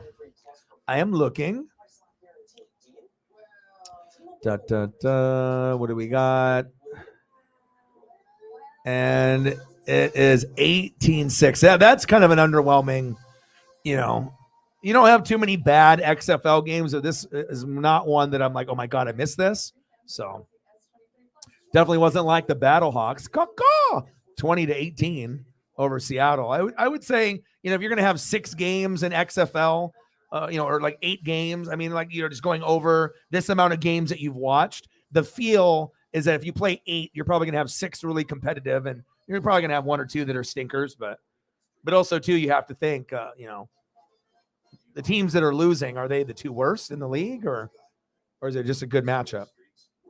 It'll be interesting to see how it all shakes out. Final score in XFL game: DC Defenders 18, Vegas Vipers 6. And was the 6 by field goals, or was it by a touchdown and a failed conversion? Because if it's only like 1, that's bad. 1 offensive drive, that's it. Like, it must have been just turnover city.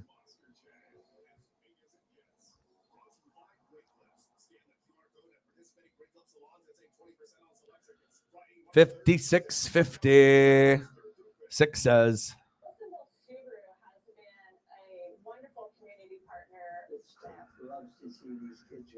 Victory Academy serves students that are on the autism spectrum. They're very, very intelligent. Caw is law. Caw is law. They become very confident about what they can do. Where they can really feel success, makes the area that they're struggling in a lot easier. Hey, you're Northwest Sports Fanatics. Anything is possible. You say it, you talk it into existence, shit happens. And not only does shit happen, good shit happens. Good shit happens. You end up being a good person. Sometimes, bad shit happens to good people, right? But also, if you're a good person, right, and you're working on yourself, sometimes you'll have these like special opportunities and circumstances that are presented in front of you. And then are you aware enough to recognize it? And if you are, then you can capitalize and have special moments.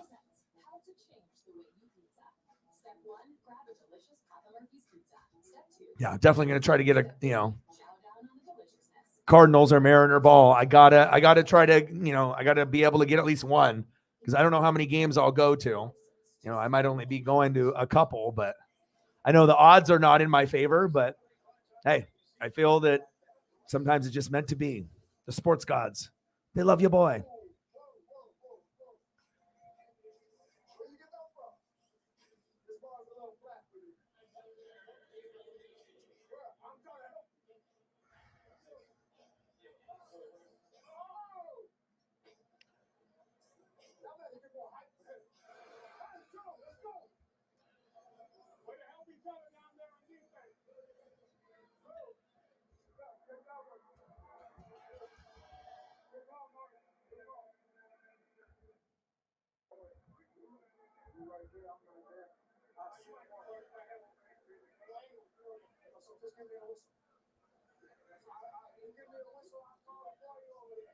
Now we're just getting ready to come out of halftime.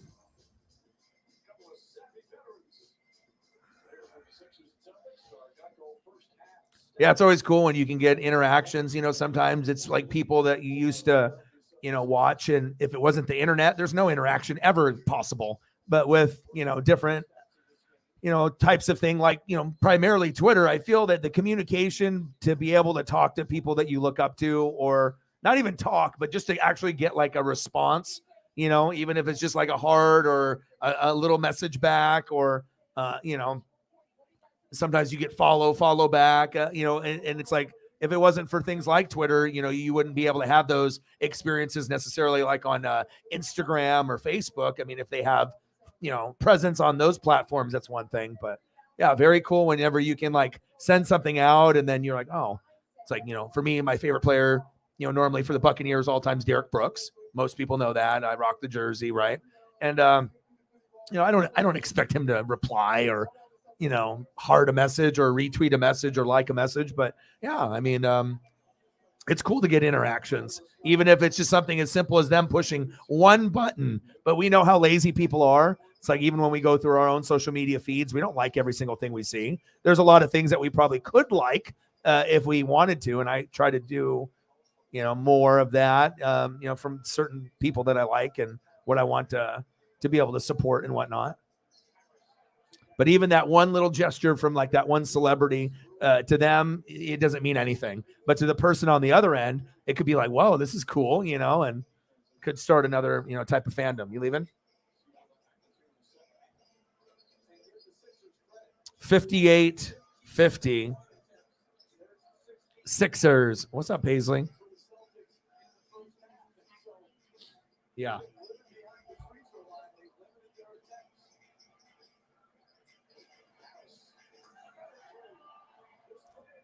Harris for 3. It's raining Tobias. 61-50. Philadelphia. 19 for Tobias. All right, come on, Celtics. If you can't get the offense run through Tatum, then as a good basketball team, they should already know they should be going heavy, through the other playmaker who would normally be Jaylen Brown. And sometimes you just got to be able to go from the one option to the two and then work it around and eventually hope that your number one player will get in a groove or a rhythm, before the, game ends. But not every game is going to be a Tatum game. There we go. Talk and you shall receive. O-Dog is trying. Come on, baby. Don't land on him. Oh, everyone's trying to injure Jaylen Brown, looking like LeBron with the mask on.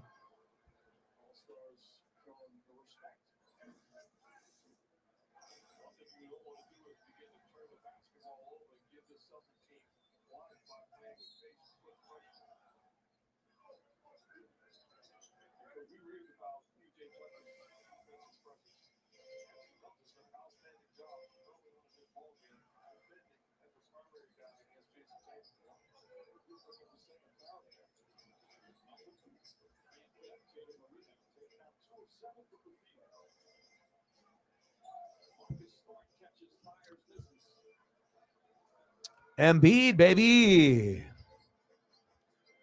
Hi, Paisley. Come hang out with Dad. Hi.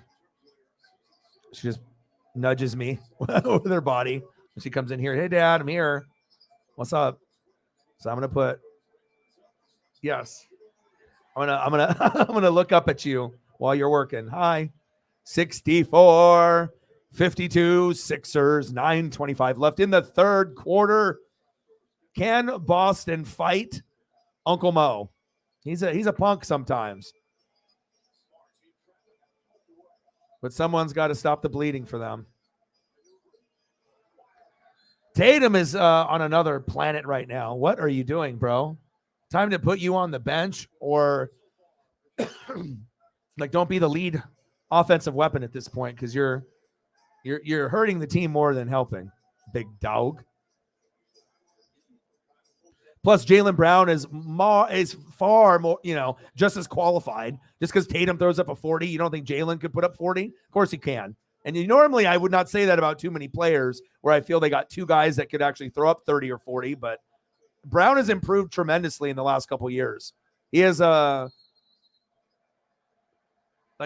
of sometimes with his shooting motion and everything, sometimes I think Tatum can get hot, maybe hotter, he gets hot like Clay. But I think as far as consistency and just being able to get into a groove easier, that's Jaylen Brown. And Jaylen Brown can rip off, 10, 15, 20 points. 64-52 Sixers. But it's really been the show about Embiid. I mean, he's really controlling everything in this game. And them having Harden, a good, dribbler and decision maker. Scorer for 3. Bang, bang, bang. The beard, fear it. 12 points, 3 for 8, 2 for 5 for 3. Fear the beard. He's like, I couldn't play like myself because I wasn't wearing white and red like Houston, where he used to cook. Remember? It's been a while. Nice job, dude.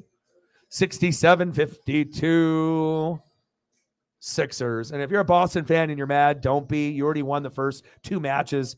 Matchups, if you forgot earlier. So 126-117 on October 18th, 106-99 on February 8th. And then the last matchup is going to be April 4th, TNT. And it'll be in Philadelphia as well. So there'll be a chance for them to even it up 2-2 in the regular season, which would make them a legitimate threat to Boston or Milwaukee, that the Sixers could be that sleeper team. It just depends if Harden and Embiid can play better basketball than the other duos, whether it be Middleton and Giannis or Tatum and Brown. Supporting cast is going to come up big, as well as injuries and bench. And that's really going to be huge because there's not a lot separating these top three teams this year when their rosters are healthy. You can definitely say, Milwaukee, Boston, and then Sixers, but I don't know. As long as Harden is healthy and Embiid is out there and he's balling, they look pretty good.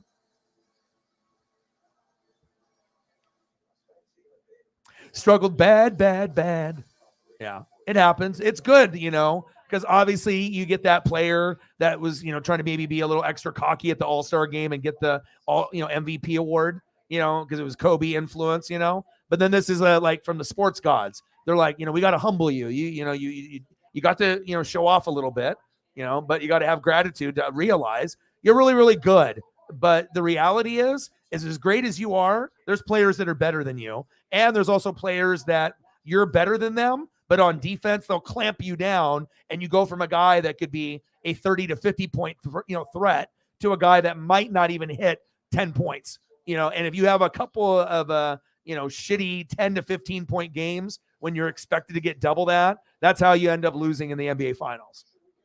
So great player, shows a lot of promise, but I feel like, John Morant will probably have some moments like that too, and maybe the celebratory shit talking, dancing. If it's a part of who they are, that's fine. You're not going to be liked by other fan bases or other teams and whatnot, but I don't know, sports karma is real. I feel, you can always get a little hyphy with it, but if you do too much, then eventually it's going to come back around and it ain't going to be good.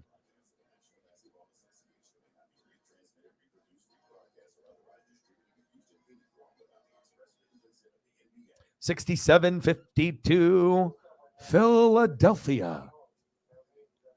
Oh, karma's for real too. I really believe, if you can just try to be a better person, than what you were the day before. Not everyone is, we all go through different moments, different levels of mistake and regret, Can't go back in time, but you can decide to move forward or try to, even if you're crawling, you got to crawl before you walk.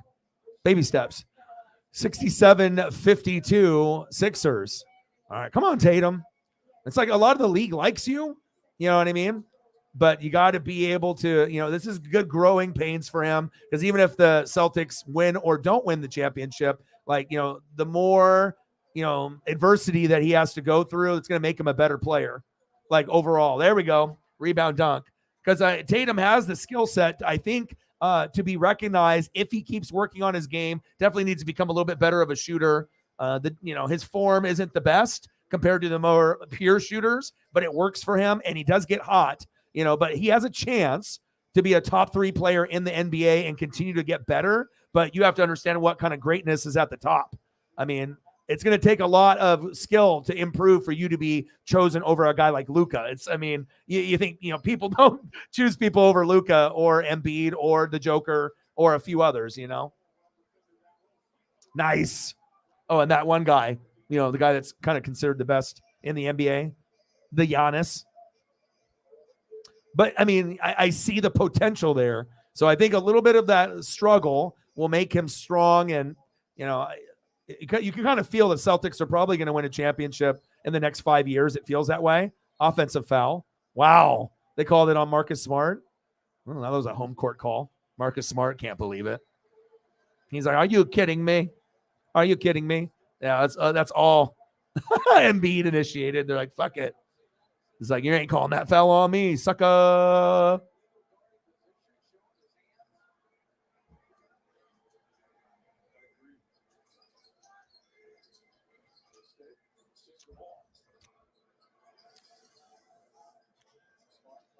It's cool to be able to see the foreign players too.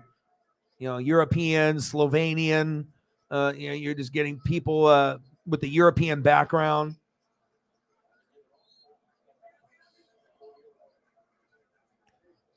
Because that could be something that could probably be debated. Top 5 players, everyone's have a kind of a different idea who's at the top. But I think most people, if you watch the game, you kind of have an idea who the 5 maybe most well-rounded and gifted players that are playing. But there is a separation from the top 5 and the top 10 for sure. 67-56 Sixers. Struggling, dog. And this is on national TV too, so he knows it. So it's like when you get a game like this, you don't think that they circled this fucking shit on the calendar. This is a time to be able to show off, in front of your peers and in front of fans like us that maybe we normally wouldn't watch this game. But here we are, and you are 2 of the 3 best teams with Milwaukee in the East. You don't want to be playing like that. Not here.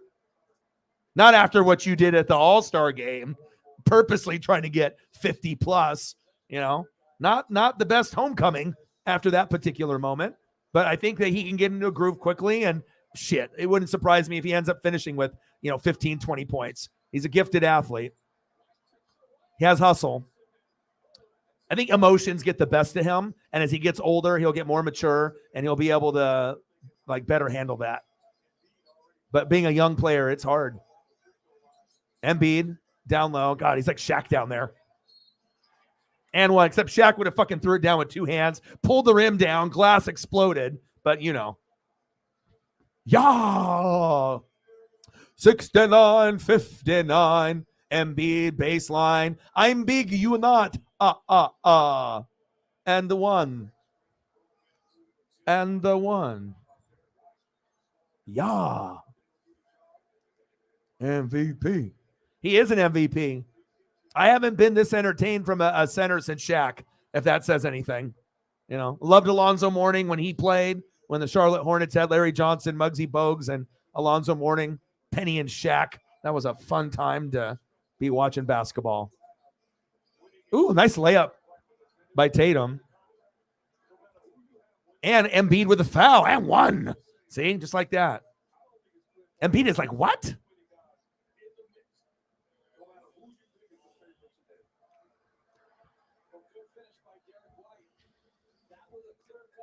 A, B, C. 1, 2, 3.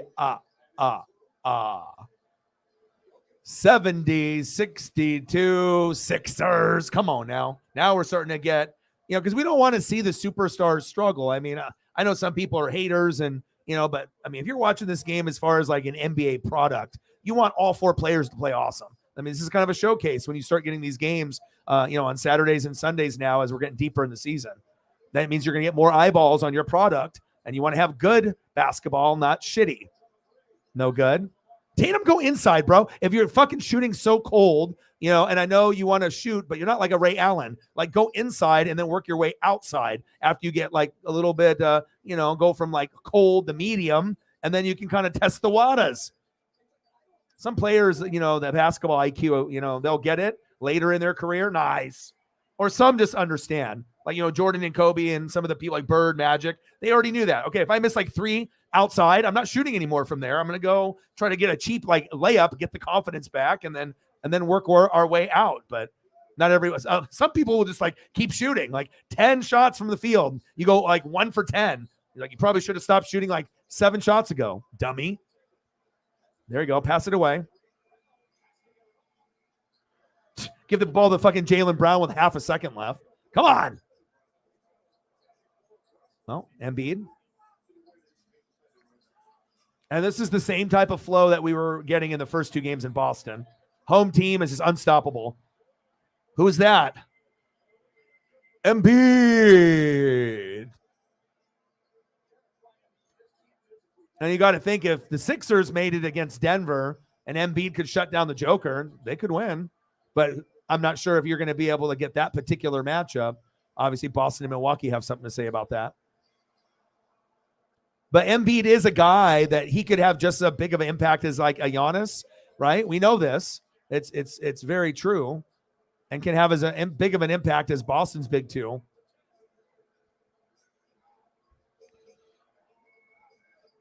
But you also got to look at like bench. For me, that's like a big factor in NBA. I have to be able to see your bench, and I need to be able to see like rotations. and like what kind of depth the team has. PJ Tucker, 3, no good. I mean, you can't win a championship with 1 or 2 guys anymore. Doesn't work like that. Horford from the top of the key. You kidding me? Al Horford. He's like 80 years old. From deep. 75-68. Sixers. Good job, Al.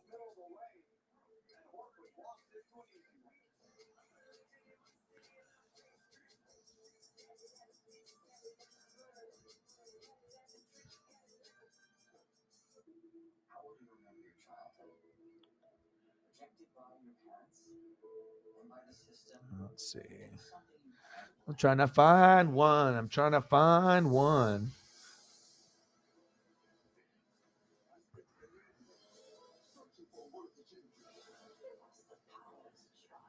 Where is it? There it is. There it is.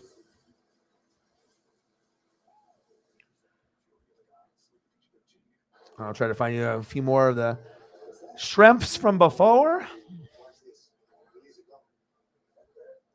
All right, commercial here. Get a free Google Pixel 7 Pro when you trade in any Pixel phone, any year, any condition. Smart systems now feature Google products like the Nest Cam with Flash. When a person or familiar face is detected. Oh my God. This really just brought me back to my childhood right here. I was 11 years old and I went to the card shop like almost every day. And I remember, like working with one of the owners and, I would help him, like get the packs and take money and stuff. And then we just like eat pizza and open up cards. And I remember, being like 10, 11, 12 years old and just chilling, with cards everywhere, like, just a 10, 11, 12-year-old, just being in your best place you could possibly be besides Toys R Us back then. And opening up cards like these, and these were like oversized. They were like about a card and a half length. They were oversized, big cards. And damn, I haven't seen these jam session. They're not really worth anything, right? They're not worth anything. But for nostalgia and just that time period and them being oversized, you either were a part of this and you remember exactly this or you have no idea. But still, very, very cool. And I saw that. I was like, oh, my God. Because I won't have those type of kind of flashbacks unless it's something like that, but fuck, very cool. And I'm going to try to find, let's see.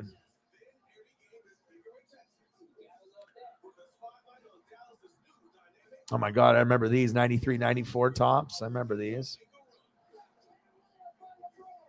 I mean, a lot of cards were mass produced in the 80s and 90s, but that doesn't still mean that you don't, like the nostalgia part is everything. The memories and I mean, hell, you could be, opening up packs that aren't really worth anything. You hope they're going to be worth something someday, but just the memories. Gosh, I remember those too. And like I said, some of the best memories I have are from 5 to like 12 years old, 5 to 13, just with like collectibles and who I met and autographs I got. Lots of cards and things were purchased, memorabilia at that time. Going to the Circle K with my dad at like 5, 6 a.m. He'd get a big gulp, and I would ask to get a couple packs of cards, and he would always take care of me. That was cool. 75-68.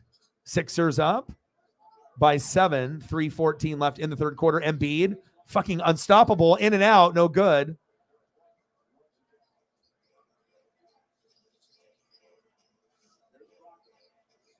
Horford open for 3. It's good. Said, yeah. 75-71. Sixers.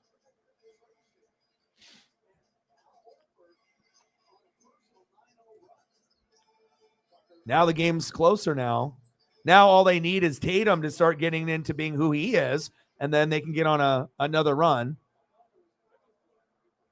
But like I said, the great ones know when to step back. And you could be the best player on the team, but if you're having a shitty night, let the other guys, do the work. You know what I mean? And give him a shot to shine. It doesn't always have to be you every night. And I think as his career goes deeper and deeper, he'll understand that. That even if in his mind, he's like, I want to be the best in the world. I'm the best. Well, you got another guy on the team that could score 20, 30 a game easy too.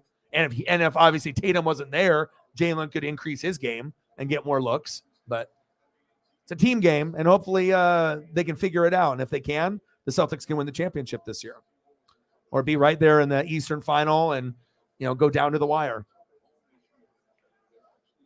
Because it feels like with the three teams, with Milwaukee, the Sixers, or Boston this year, that the series could go 7. Normally it's like you have one team for sure is better, but each team at home can easily win. Someone's got to steal one on the road, but it just feels like any of those three teams, we're going to play each other this year with what we've seen this year, injuries and kind of just trying to find themselves. Yeah, I definitely could see some 7-game series in the East. Not really in the West. More, 5 games, 4-1, 4-2. Not as many 7s, I feel, over there. There could be possibilities of some, but or, obviously getting the first couple wins if it's just a couple game series.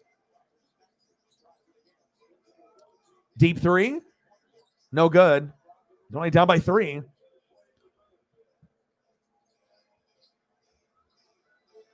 Tatum's got 7 points, 3 for 11.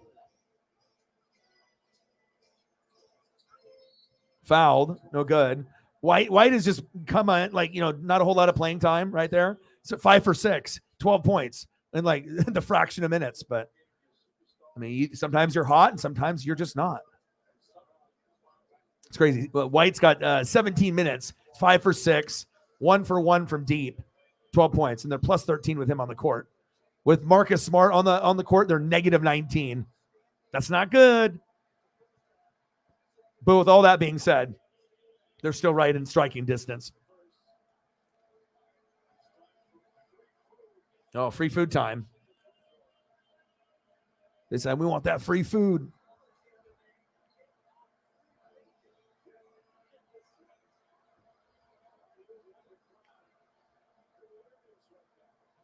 Oh, I know you would. How's it going? Monster Jam. Monster Jam is always good. Always a good time. Doesn't matter how old you are either. I actually saw a video that Odin's son sent me, Brittany, of the Grave Digger. They have an actual place where you can go and take the pictures and buy the merch and everything. It's kind of cool. I was like, oh wow, I would actually visit this place. I would definitely buy something there. Big 3 from deep is good. Check Al Horford for something. He's hot. 78-77. 4 for 7 from deep. My goodness. Fire. Fuego. He did that last year in the playoffs too. Remember, there was a couple games where Horford put up 30, 35, and you're like, what the fuck? Horford's not, you're maybe 12, but when you're 40, if Horford gives you 30 or 40 in any game, you won. I mean, that's the bottom line right there, because who else has got points? Other people probably too, but he's just a hot man, and I'll give him that. He is a better 3-point shooter than he looks. He kind of looks like, I don't know, not like a terrible 3-point shooter, but not like a great one either. But it just, based off his shoulders, his profile, it's just kind of too much of a big player to accurately shoot from deep. But he definitely has good touch, and he surprises you from once, here and there, especially at this deeper end of his career. Good for him, because Boston's going to need a guy like that if they want to go all the way. That's facts. To Darahara. Thank you. Oh, they're on par? She said they're on par. Bang, bang, bang, boom, boom, boom. Bang, bang. Tatum. There we go. There we go. Let the game come to you. Don't force it. Let's go. 80-78. Layup, no good. There we go. Little Uncle Mo, you feel it in the air a little bit here. White has got a lot of energy. He's that spark plug off the bench, and that is another thing a championship team needs, and Boston has it. because he's a guy that could put up 10 to 20 points off the bench in a short period of time. Not many NBA teams have that off the bench. Oh, White from deep, no good. End of the shot clock. Turned over. Long full court shot, no good. 80-78. End of the third quarter. Boston with a roaring comeback, even though Dathan Tatum has 10 points, right? 4 for 12, 1 for 5 from deep. Bad, right? But he's got 11 boards, 5 assists. So 10 points, 11 boards, 5 assists. That's a pretty good game, and you'll still get a little bit more to add on. And he might end up finishing with like 18 or 20, and that could be the difference. So, and very well-rounded. Listen to the lineup. Tatum, 10. Horford, 12. Williams, 10. Smart, 10. Brown, 16. Williams, 4. On the bench, Hauser, 0. And Brogdon, 5. White, 13. So they have 1, 2, 3, 4, 5, 6 guys in double digits. That'll help you compete in a game. And that's one thing that Boston might have an edge on every team in the NBA. They have more guys that probably can get 10 points on their team than most. Other teams that are in the top 4, top 5, they have them as well. But as we know, there's a huge drop-off after like the top 5 teams in the NBA. And the others could be a sleeper, but I don't know if anyone really believes in those like mid-tier teams compared to the top tier. There are going to be upsets. Tucker with 7, Harris with 19, Embiid. Joel Embiid, 27 points, 8 rebounds, 5 assists, 9 for 15. Guy's fun to watch. One of my top players, Luka, him, they're kind of towards the top for me. So we got 7 with Tucker, Harris with 19, Embiid with 27. Harden, we need more. Harden. Beard, hello? Embiid's like, you're not on my level. All right, what do you got? 12 points. 3 for 9 shooting, could be better. 2 for 6 from deep, could be better. 4 for 4 from the free throw line. I commend you for that. 12 points, 4 rebounds, 4 assists. Now, obviously, Tobias with 19. Melton was 7. And then on the bench, there's kind of a problem. McDaniels 4. Niang 0. Reed 0. Milton 0. Maxey 2. So, really relying on like 6 guys in the lineup with Philly. And if any of those guys that normally you expect 10 points or more struggle, then that's probably why Philadelphia's 3rd and they're not 2nd or 1st compared to Boston and Milwaukee. But, at home, you're going to be able to see the best out of everybody. Going into the 4th quarter.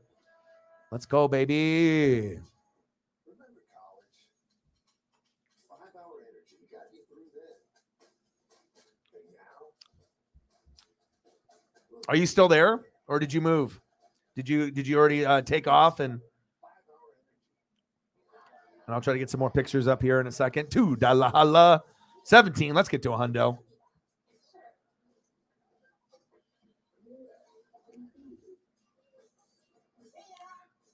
Oh. Did he ask for, he's trying to get the number? He's like, hey, let's watch Gravedigger together. Can I get your number? Buy you a beer, a Gravedigger toy. Like, I'm trying to hang out with my son. Get away from me.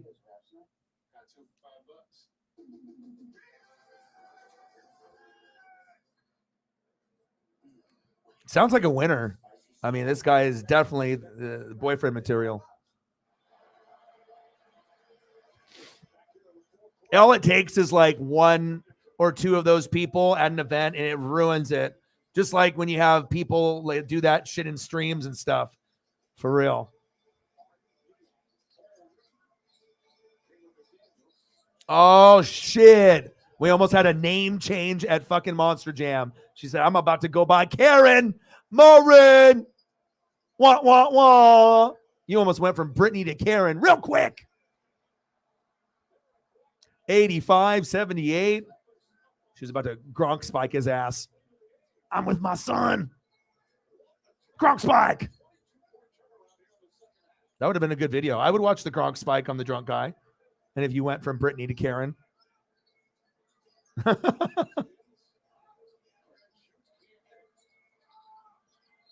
But I know. Well, I had that lady when I got the Aaron Judge ball. She was, cute girl, probably in her 20s or whatever. Maybe felt that she was entitled that out of everyone in the whole stadium, that Aaron Judge was specifically locking eyes with only her, with 20,000 people there. And O-Dog had better hands after 3 hands went for the ball and it went up in the air. That, I had the Spider-Man grip, and then I got it. And, I didn't talk shit in front of her face or anything. People around me were more celebratory than I was. And she turned around and caca, because I guaranteed if I would have slapped her leg and said what she said to me, I'm in jail, so I definitely didn't kick her out. I could have been that guy. I could have been, what's the male version of Karen? Is it Kyle or is it a different name? I could have been the male version of Karen where I could have been like you, your fucking boyfriend, your kid, your mom, your dad. You guys gotta go. Or she's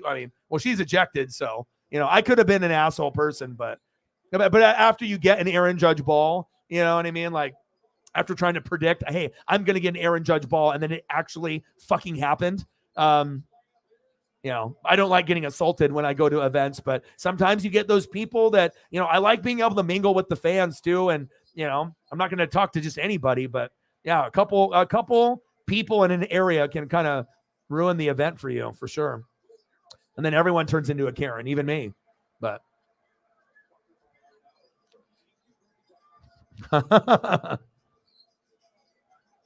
85-80. Harden for 3, no good. There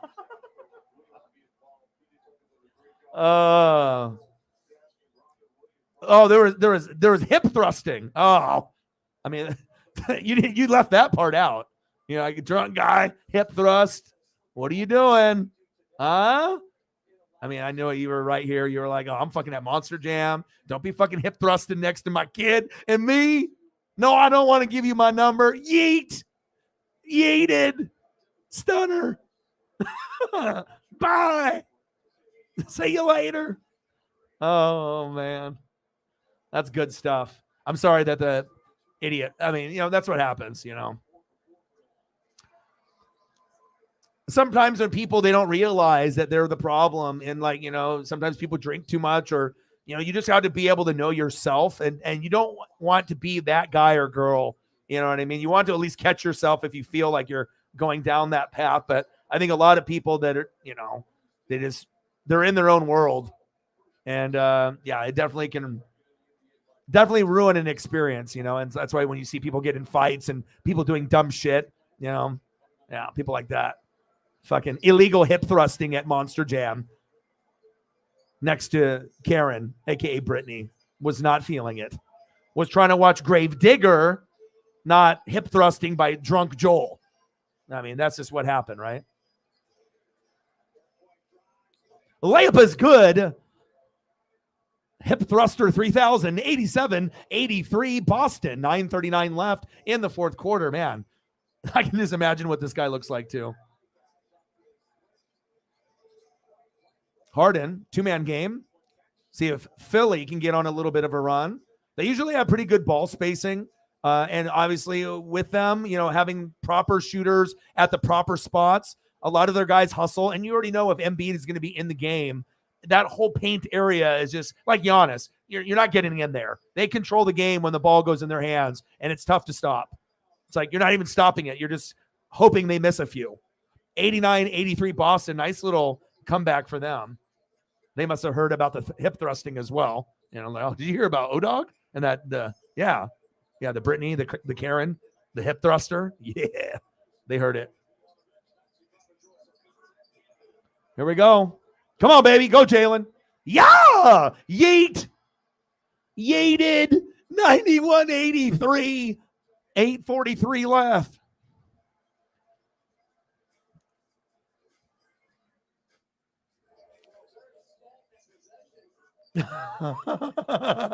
Of course I am. Hey, I love being able to, I want to make sure that people are having a good time, but let's be honest, a lot of us have crazy things that happen to us that, you wouldn't believe it unless you were there. You just would hope that people act normal, but I swear I always have someone fucking trying to do something. But, like I said, if someone wants to slap my leg, I mean, what did the lady think that I was going to do? I'm like, oh my God, you're so beautiful. I'm just going to give you this Aaron Judge ball that I fairly caught. I didn't even touch you. You turned around and you fucking slapped me and screamed at me, right? And I'm just supposed to be like, what? Give the ball to you and apologize to you? Like, I'm very confused on what she wanted, but, I got the Aaron Judge, so that's all that matters. And then she'll just be like thinking about me for the rest of her life. She's like, that motherfucker, that fucking guy, the guy that got the fucking ball, They probably still think about it. Each one, too. Because I get it. When you do go to a game and you come up close, you don't forget about that shit, especially if you've never gotten a ball before. That shit will kind of stick with you. And my mission in these next couple years is to try to get my boy Justin, to get a ball himself. But I don't know if he really has like the honey badger in him. So I probably will get a ball and then I'll give it to him, because he's been to hundreds of games in Dodger Stadium when he used to live in LA, and he's been to Mariners, and he just, it's not easy, and I feel that we go together. It'd be just a magic if I could. It would be really cool if I could be like sneaky about it and just like have the ball coming and I just kind of tip it like into his lap or like next to him so he could just be like, oh my God, look at this. And the ball comes like right to him, But yeah, definitely getting a baseball. Probably, Mariner player would be, obviously Julio. If I could get another Julio, and that would be great. Difficult, but I think doable. And we have good seats too. And we're not up close because they'll give kids baseballs there like after the inning's over. And I already know that like JP Crawford, like we'll be able to see right there. And I'm going to have a couple chances after innings are over to get baseballs that way. So, but you want to be able to get a foul ball or a home run ball and go after it. Those are the ones that mean the most because it's not, you'll take the ones after the inning or whatever and stuff. Those are cool too. But the foul balls and the home run balls, those are the ones that people cherish the most because you probably sprained an ankle. Something probably happened. Maybe you fucking spilled your beer on yourself. Maybe some woman turned around and slapped you and, hit your leg and screamed at you. But memories. Fucking hip thruster. The fuck is that guy doing? Should be like, oh, dog, I need help. I need help. Illegal hip thruster. No, one Corona can. Well, it probably was more than just that. Candace in the building. How are you? Yeah, but they have that one coming here in Oregon. It's like one of those things that like I feel like a lot of the bonds that we have, everyone lives so far apart. But I always feel like there's always like specific events that I could go with certain people on the channel. But like, okay, if I'm going to do like a Monster Jam, I don't have anyone really to go with. Like none of my friends would go. It'd just be like me. Which I guess I could go, but it's not as fulfilling when you go to events alone. It's always like creating a memory with someone else or a couple people. That's what makes it fun. But like NASCAR would be fun with a few of y'all. And just, it doesn't have to be necessarily just regular sport like basketball, baseball, football. Wrestling events are really fun. I have a good time when we go to wrestling. 91-83. Nice sidestep jumper by the Sixers. Man, we were going to see Brittany on the news. Fucking drunk Joel. He was just having his best life. He didn't even know if Gravedigger was out there or Bigfoot or anything. Just screaming.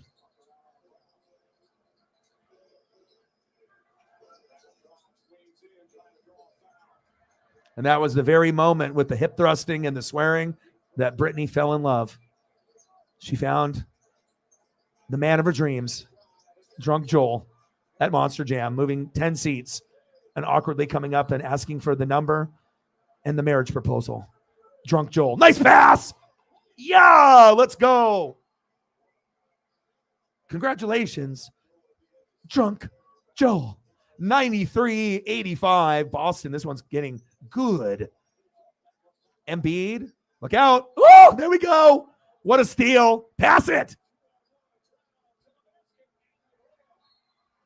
Woo! Jaylen Brown. 95-85. Oh, my.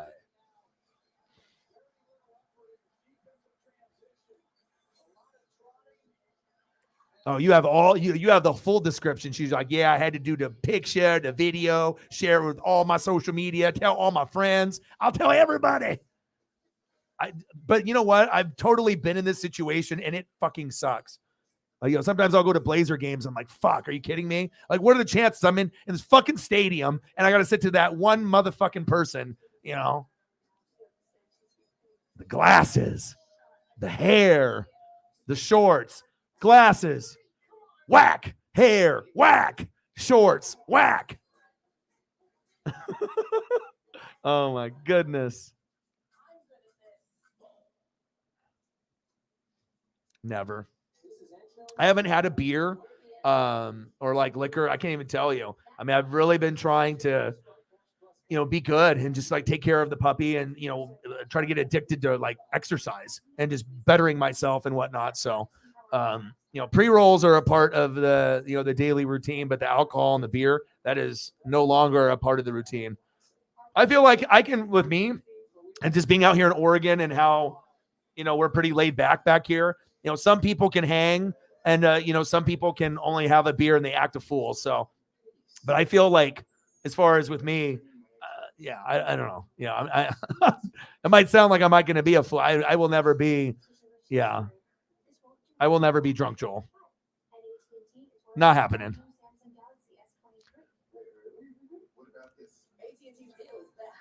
Shit, damn. The guy works quick. It's like, dude, if I move it to I'm just going to bounce around. I'm going to sit here. I'm going to sit here. I'm going to annoy this person and this person. Hip thrust over here. Grave digger over there. Man of honor. There we go. There we go.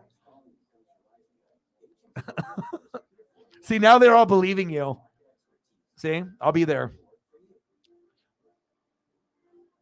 No, it's not sarcastic now. Everyone's saying congratulations. If we say it here, then it's true, right? It's the real deal, Holyfield.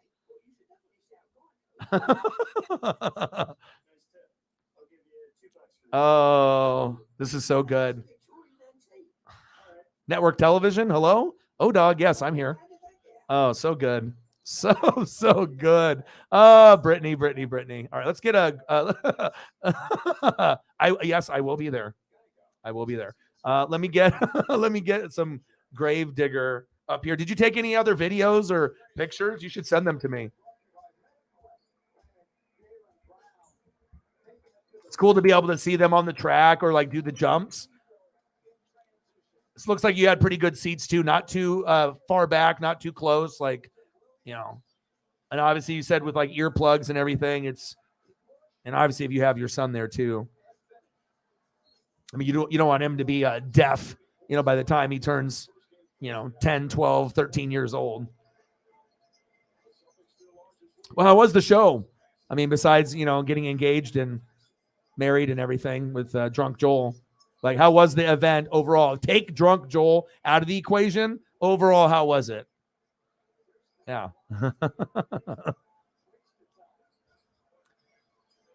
Okay, cool. Yeah, because anything like event-wise, when people go to like wrestling or like concerts, like Odin's son will send me stuff when he goes to like metal stuff. I don't go to metal concerts, but I like seeing shit like that. I like to see what you guys are up to and see that type of world, and it starts to kind of grow on me and whatnot. And it's just being able to kind of see how other, fan bases like react and party, and obviously we know with those metal shows how crazy they get. MB jumper, no good, but wrestling stuff, usually people will give me stuff of that nature, which is cool. And then the football, basketball, baseball, hockey, traditional stuff as well.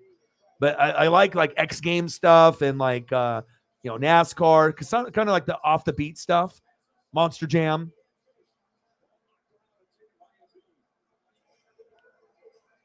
'97-'87 Boston. See, for about like 30 seconds to a minute, we had everyone fooled. Brittany's like, damn, I was trying to be sarcastic. Orion's making him freaking believe it. God damn it, Drunk Joel. You hip thruster. 97-89. 5:25 left in the fourth. Stolen by Harden. Let's see what kind of decision-making he's got right there. Embiid with the layup. No good. Let's go. They need a big run here at the end to even get close to get this to overtime.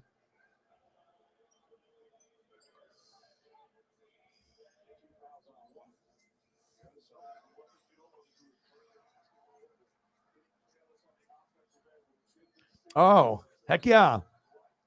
Oh, backflip. Did you get the backflip on camera, like in video? On the trucks kept breaking.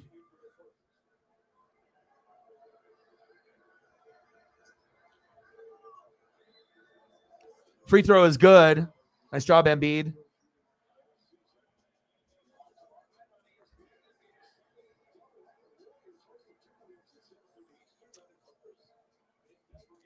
$97-90 Celtics. Drunk Joel is having influence on everyone in the room. People are getting injured, jamming fingers, trying to make simple food.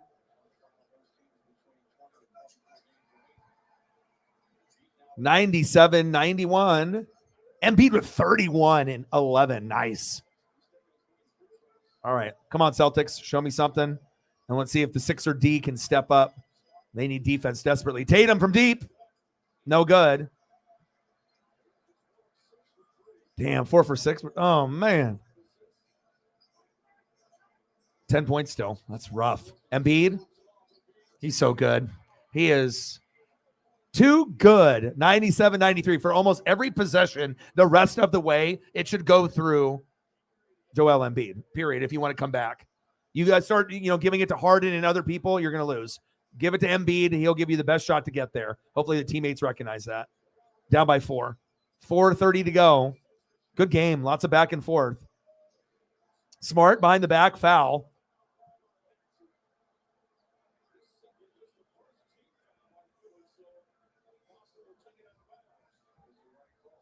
Yeah, always.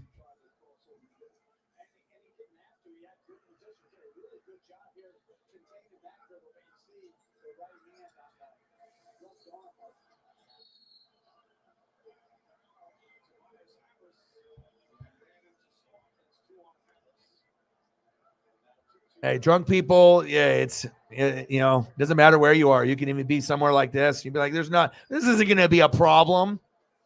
But, as long as there's activities to go to and alcohol being sold and other things being consumed, you're going to get weirdos. People that can't control themselves. Harden. Oh, nice layup. Let's go. Nice job, James.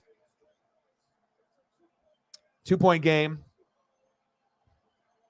No threes, though. Okay? No threes. Keep it inside. Assertive dog. 19 points. There you go. 5 for 16 shooting. I mean, shit, dude. I mean, like, if you just think about that for a second, I mean, imagine if Harden is like 13 for 16 or 12 for 16. Then you're sitting at almost like 40 points. A lot of these guys get so many opportunities. It's like, hell, a lot of people could get to fucking 19 points if they had fucking almost 19 shots. It's not that difficult. You made, what, 5?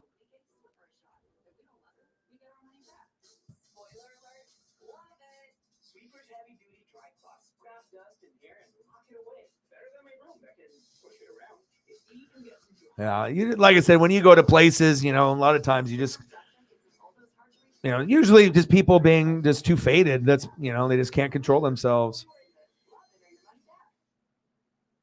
Just like on social media, you got a lot of keyboard warriors.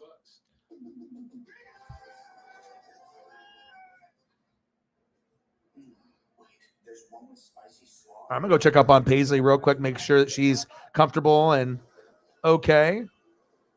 And I will be right back.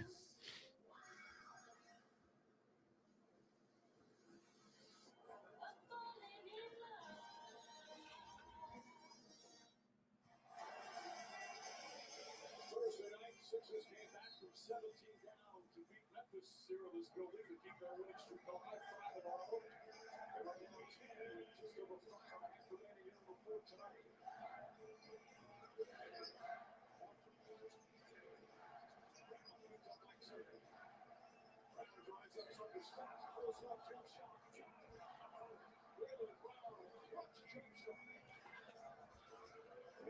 Jaylen Brown with the clutch jump shot. 26 points, 10 in this quarter. Jaylen Brown.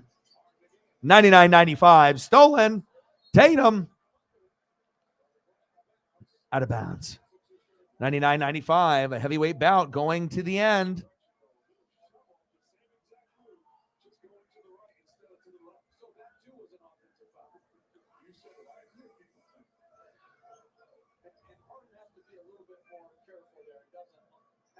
It's crazy what people will try to do for like baseballs, though, at a game. You know, like in a football game and a basketball game, you'll get people that'll talk shit and everything. But when baseballs are involved, where you can actually bring memorabilia home, people go the extra mile and sometimes go crazy, you know, like when they don't get the ball and they like turn into children. Like I had that one guy body check me when I got my first baseball Dodger game, and he had 2 chances. That's what made him pissed. He had a big ZZ Top beard. He was with like 8 of his bros, his like girlfriend. They took up the whole row. The guy has a mitt. He's sitting on the aisle seat, and I'm 3 in. It's grandma, grandpa that are like 90, and then me, right? And then the other guy that's battling for the ball is LeBron James jersey dude on the opposite side of the rail in the aisle seat. So I literally have the worst chance to get the ball because I'm 3 in, but you know, I can see the ball coming, and he hits it with his glove, and it drops, goes down like this, drops twice out of his glove, goes to the concrete, and then it's game over then. I even got so confident, I swooped it with my left hand, and I'm right-handed. I was like, I'm not fucking dropping this shit. And then he body checked me. I had shorts on. My knees hit the fucking concrete. They were fucking bleeding for 9 innings, but I got the ball, and that's all that fucking matters. Tatum for 3, and it's good. Yeet. We're yeeted. It's a yeet factory. 102-97. Tatum, 13. 2 for 7 from deep. Up by 5 with 3 minutes to go. Got to be a heavy dose of Embiid. Foul. And then hopefully you got to try to get some and ones sprinkled in there. 102-97. Embiid to the line. You could argue Embiid is one of the most exciting, you know, players to watch. If you're going to watch a big guy, who's more exciting, Embiid or the Joker? Embiid. You know, we already know Joker is really great at a bunch of things, but it's just as far as the flashiness, you know, it's like who would you rather watch? Tim Duncan or Kevin Garnett? You know, like on the T-Wolves, like you're going to get dunks, just more like a street baller kind of play. It's a little bit easier on the eyes, and, you know, it's easier to watch. But some people are just so proficient of, you know, just being, hey, screen, like doing everything by the book. And sometimes you can be an elite player, but you're just not that exciting to watch. But you're putting up huge numbers. Embiid, free throw is good. Yeet.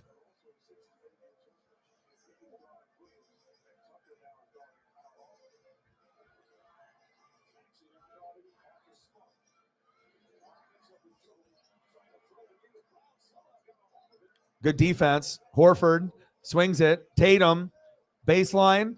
Embiid playing good defense there. Doubled up. Rebound. Sixers, now they have a shot.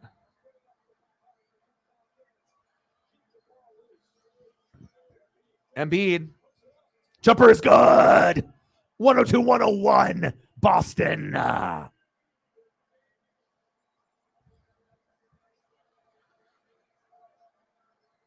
Yeah, you know what I'm saying? But like for some people that aren't really big fans of basketball, you know, if they have a choice to watch one player or another. I mean, there was times that Timmy could be flashy, but, you know, Joker is even less flashy than Tim.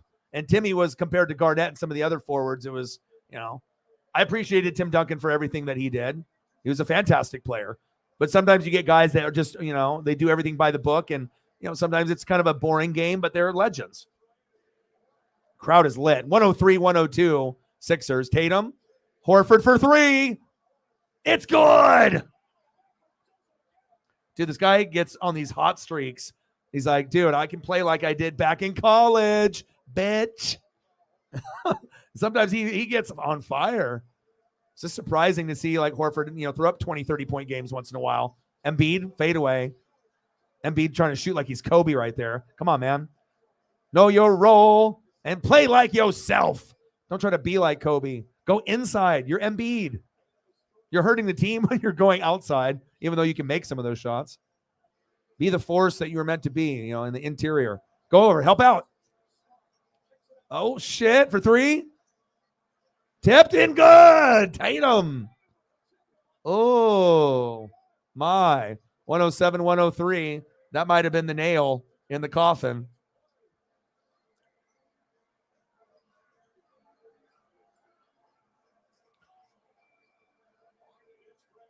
Harden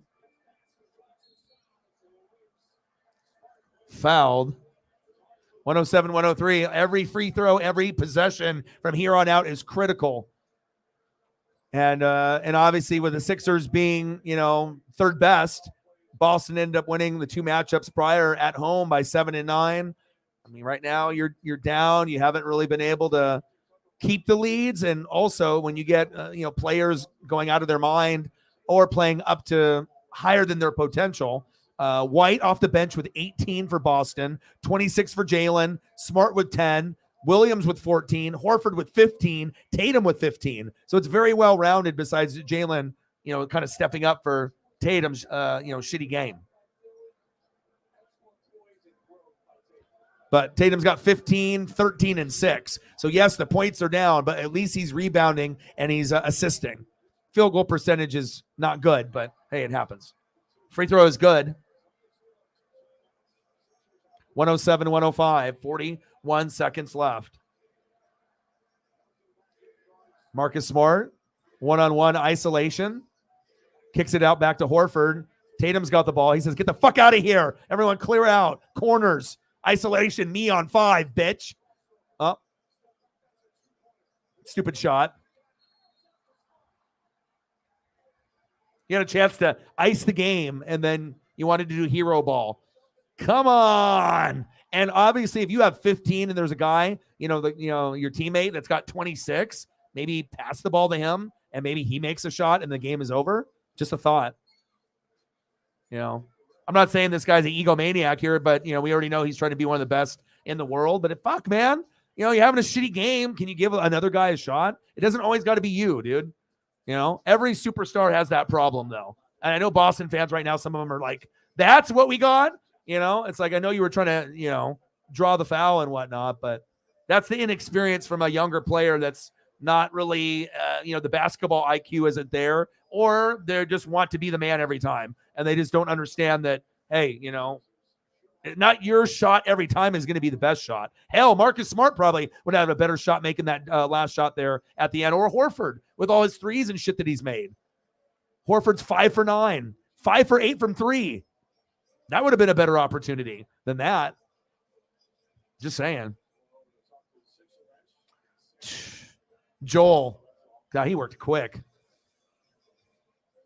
Said, move my seat, phone number, gyrations, screaming, Karen, Brittany, Karen, marriage, fast, and then Gravedigger.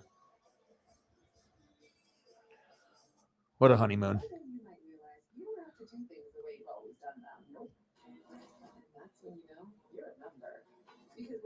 Boston 107, Sixers 105. All right, take it easy. I hope you feel a little bit better. I'll be back tomorrow. Doing NASCAR tomorrow. I'm grinding it out. There's a little debt left before you go. Appreciate you.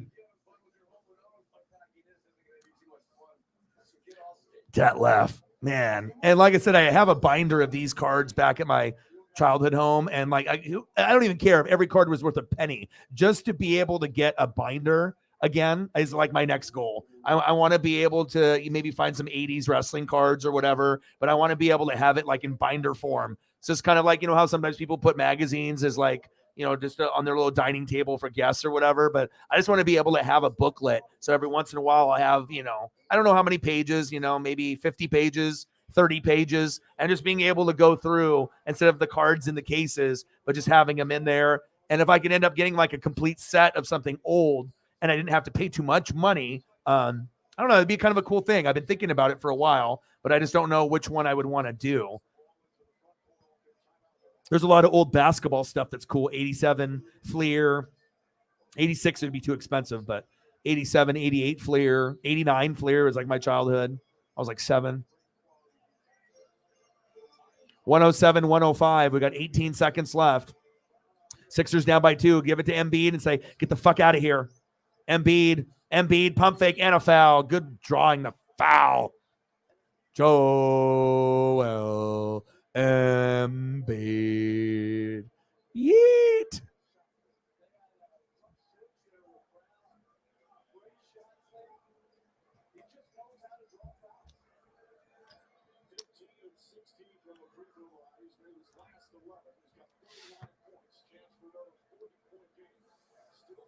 What a game. What a game. And it's 107, 105, but on the computer it says 106. He made it? Yeah. Okay. 107, 106. 10 seconds left. Dad is a Sixer fan. Son is a Boston fan. That car ride will be uncomfortable. He's like, there better be some fucking McDonald's if I lose, Dad. He'll, gladly take the son there, win or lose. Got to get the good. Normally you eat at halftime or at the game, but sometimes people like to get something before or after. Free throw is good. Nice job, Embiid. That's one thing about Embiid that most people don't understand, that as far as big men are concerned, this is one of the best, clutch free throw big men that we've seen. He's not going to be great all the time, but if you could take a guess on how many free throws that he has right now, I guarantee you would not guess. Embiid's got 41 points. Okay, he's got 18 free throws. You know how many he's made from the center position? And how often we've seen Shaq go like 30% to 50% from the line, right? If you went to the line 18 times, Shaq is probably making 7, maybe 9 at the most. Embiid, right? Kind of a different player, don't you think? 17 for 18. Get the fuck out of here. Putting up like Jordan numbers or Kobe. That's it. Dude, you're center. You're not supposed to be that good from the free throw line. And then imagine if he didn't make all but one, all 17 out of 18. I mean, you're losing by a shitload. You lost this game by 10 or more. I'm always looking at the stats. Okay. 41 points, 12 rebounds, 5 assists, but 17 from 18 from the line. Harden also is very good. 9 for 9. And if you don't have perfect free throws, I like that. I mean, you got to think right there. They went 26 out of 27 between the two superstars. If they don't go 26 out of 27 from the line, they lose by $1 billion. And then Brittany turns into Karen. 10.8 seconds to go. What a game. I don't know what's more entertaining, Brittany's story or this game. It's fucking close. I'm jealous of Drunk Joel. 107, 107, 8 seconds left. Foul to give.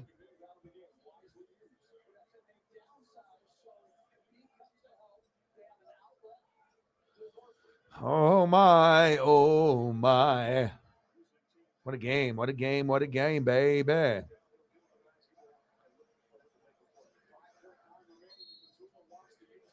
Yeah, final time. I was going to say, you're going to have to talk this over.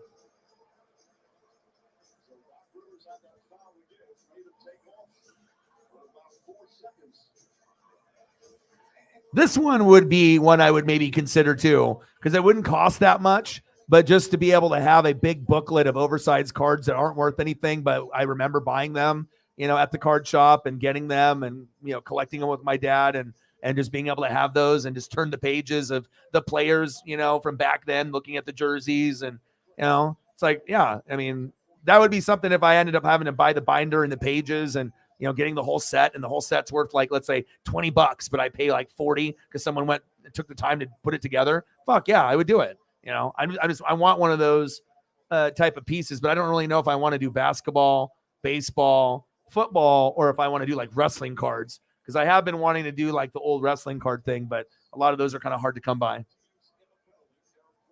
For real. He's got some good people skills, it sounds like. O-Dog needs to take notes. 5.9 seconds left. Bron, 26. Tatum, 15. But, I mean, started off pretty terrible. So let's see what happens here. I mean, I know like Horford, wouldn't necessarily be the first choice. I know, but if Smart, Tatum, Brown are, covered, that guy could win it for you. But it's just a matter of, are you going to give it to someone that's not your top 2 choice? Oh, Tatum for 3. He says, I can be the guy. Wow. The game's over. Oh, Embiid. Oh, Embiid. Embiid. 3 and a 3. Are you kidding me? Boston, Tatum with a 3 and then Embiid with a 3. 3. No way. No way.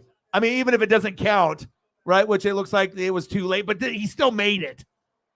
Bro, come on. Oh, if he just would have, look how far away he is. Oh my God. Like 0.2 seconds off. He just launched it like a fucking shot put.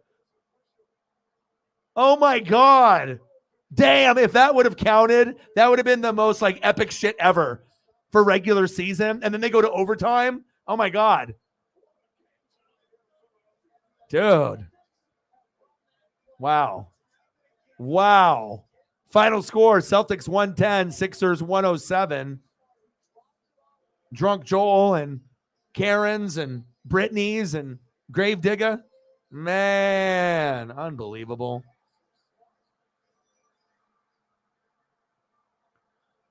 I was like, I had a feeling he was going to be too slow about it. He had to push off there. He shot putted it. And I'm like, oh my God. The mystique of Embiid. What can he not do? Nice. And he played shitty this game too. Ironic that he ended up hitting the game winner. Nice job, Tatum.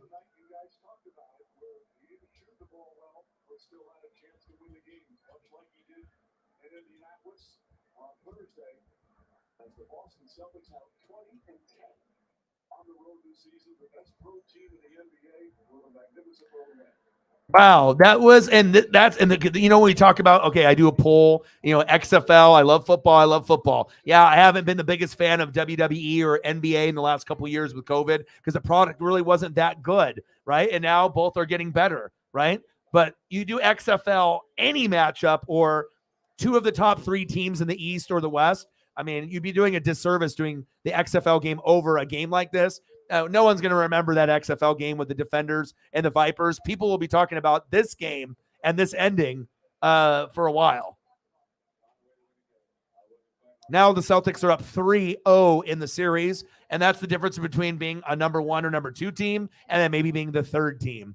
Like, we still know the Sixers are good, but I don't know if anyone in their right mind would bet against Boston or Milwaukee. You know what I mean? Like, you would have to think that Tatum and Giannis would be hurt or other players would be hurt for you to make that wager. So, wow. Final scores, Celtics 110, Sixers 107. Oh, my.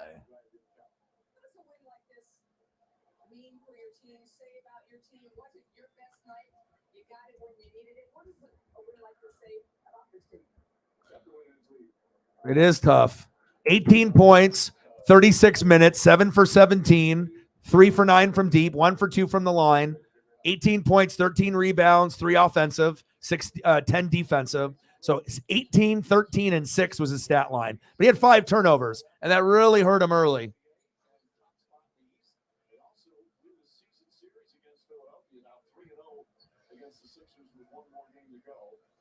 On April 4th.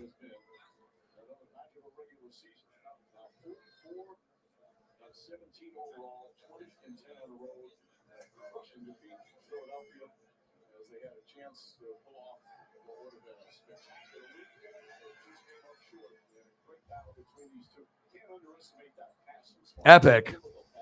It would have been more epic if that 3 would have counted.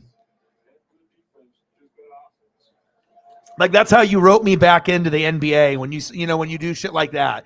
Like, if I'm already kind of like, I'm trying again, right? I'm not just on the fence. I really am putting in the work, and then the stuff like that keeps me driven to keep wanting to cover, the top, 5 teams and to really watch them. But I mean, I think the East is funner than the West. I mean, some West teams, I mean, if Phoenix and Durant can play some good ball, Grizzlies are fun to watch. I mean, there's some teams, I don't know, but I feel like the Sixers and the Bucks and the Celtics, their product on TV is better than some of the teams in the West.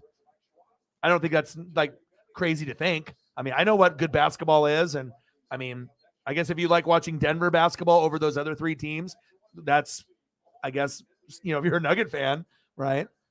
Grizzlies kind of have a style like these 3 teams, but we know how deep the West is. Wow. All right, now we're going to have to go somewhere. We're taking a road trip. Where are we going? We're going somewhere.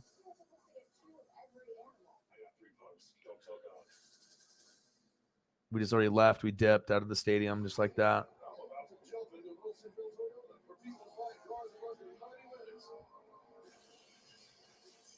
All right, we're at 2 hours and 40 minutes. Yeah, that's why it is a team game. Well, baseball is more of a team game. NFL is more of a team game. NBA, I mean, there still is moments where you can have 1 or 2 people dominate a game and win a game. But with the NFL and MLB, 1 or 2 may or may not. Baseball, it kind of can happen sometimes. If a guy goes for the cycle or has a nice, 5 for 6 kind of day. But in football, typically one guy can't do it. That's like maybe the one sport. There's just 11 on 11 is different than 5 on 5 or, even if it's 9, it's like, it's a lot of fucking people. 11 on 11. So. Hey, Nuggets. Hey, Bronco fan, if you're a Nugget fan, I mean, that's the best thing you got going on in Denver right now besides Sean Payton. I mean, especially if the Nuggets win the championship. Then everyone's going to, all the Bronco fans will be like, Nuggets. They haven't even watched since like Dikembe Mutombo played there, right? Mahmoud Abdul-Rauf, Chris Jackson, LaFonso Ellis, Rodney Rogers, your boy knows, Robert Pack. Old school. What a fucking game. My goodness. So we'll go for a little bit longer. I want to spend some time with Paisley, and we had here we go.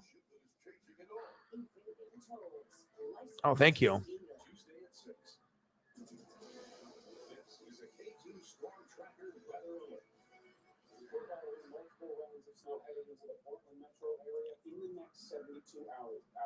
The next expected snowfall comes overnight tonight. Thanks for joining us for That is cool.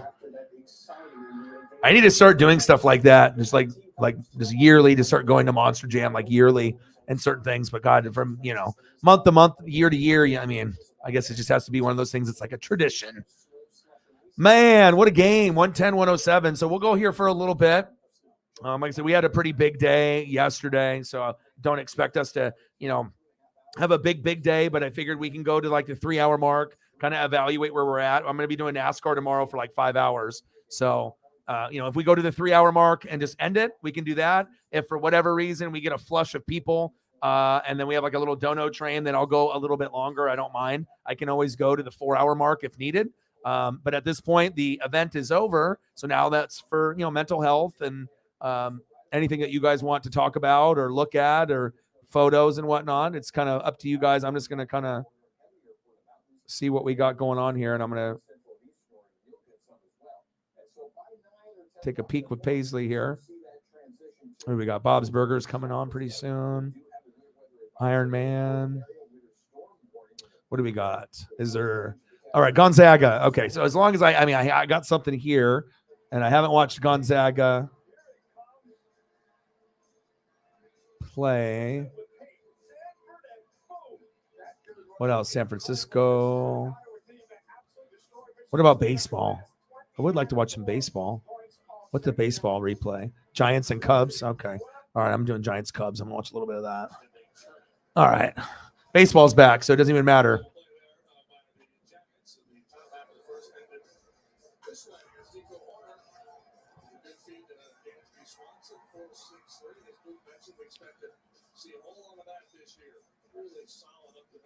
You want some? Should we do food? What do you guys want? Whatever you guys want to do, I got you guys.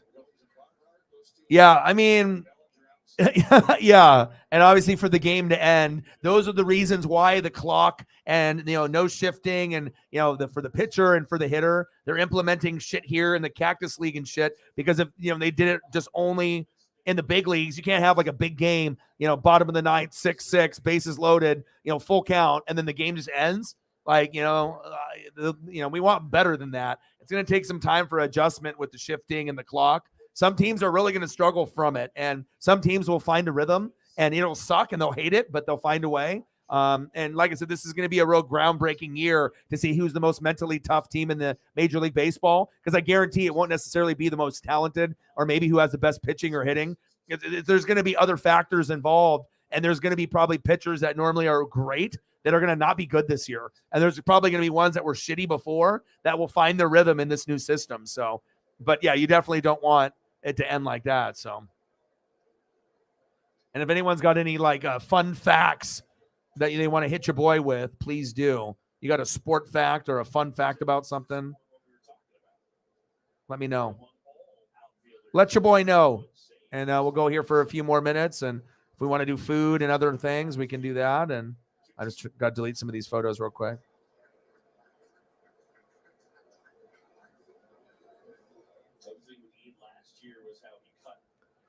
God, I wish that 3 would have counted. Man, that would have been so epic. My goodness. But shout out to Tatum for, persevering there at the end.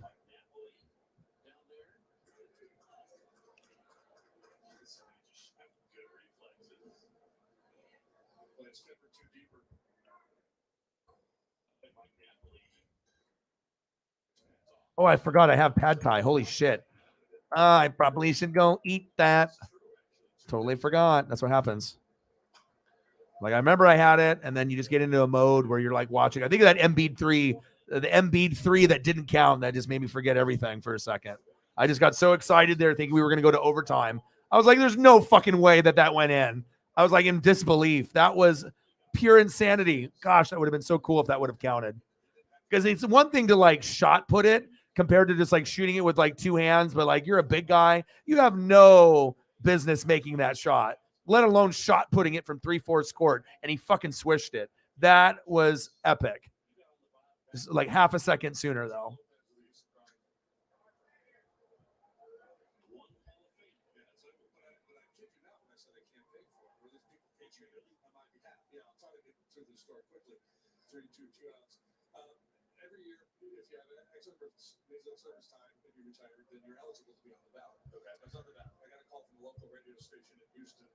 They said, hey, you're on the Hall of Fame. See, every year there are guys that are on that. They don't get 0. I just don't want to get 0 votes. I want to get 1 vote. That was the genesis. All right, I'll try to sprinkle in a couple photos for y'all, for each person here. And then we'll just, after a night, that we had like last night, a lot of people showed up. We ended up having a big number, over 5 stacks, and a stream. We normally, if you're getting like 100 or more or 50 or less, and you end up having a stream where you get 500 plus, it means so much, especially if we've had some that we've struggled on, a few days in a row. So trying to help. I'm trying to always give you something new. Like, this is a new one. I'm always looking, I'm always looking. It's like, I already, you have your certain ones that are like, you are go-to and whatnot. But as much as we love the photos, we also want to be able to sprinkle in some new in there, and I'm always trying to find stuff that's up to our level.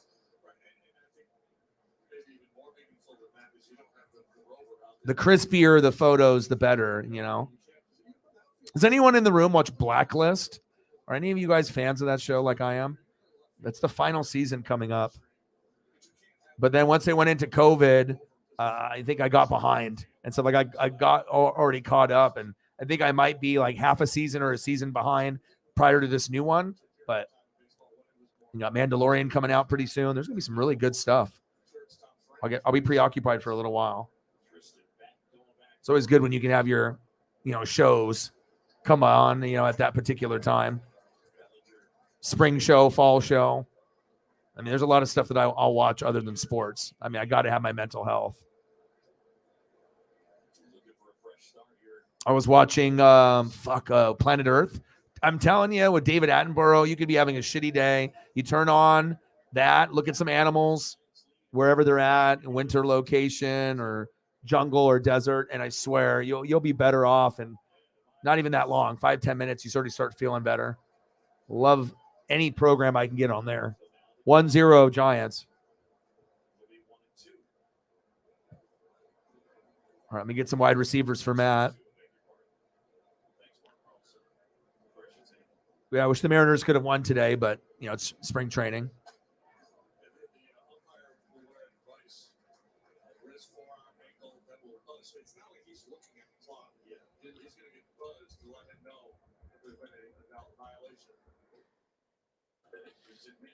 If I can find some Christian Watson from like college, and then so I can give you some of that throwback look. All right, this is for Matt here. Let's get a couple for him. I'm gonna try to get you some swag, dude. Like, fucking, let's go, dude. And then it always ends up being more special as a player progresses and gets better and better and gets further away from being the college player and then the like star. And then you can go back and look at stuff like this and be like, damn, look at him from back in the day. I mean, he's still kind of finding, and obviously they have to, figure out what's going to happen at the quarterback position. But I mean, they always have weapons.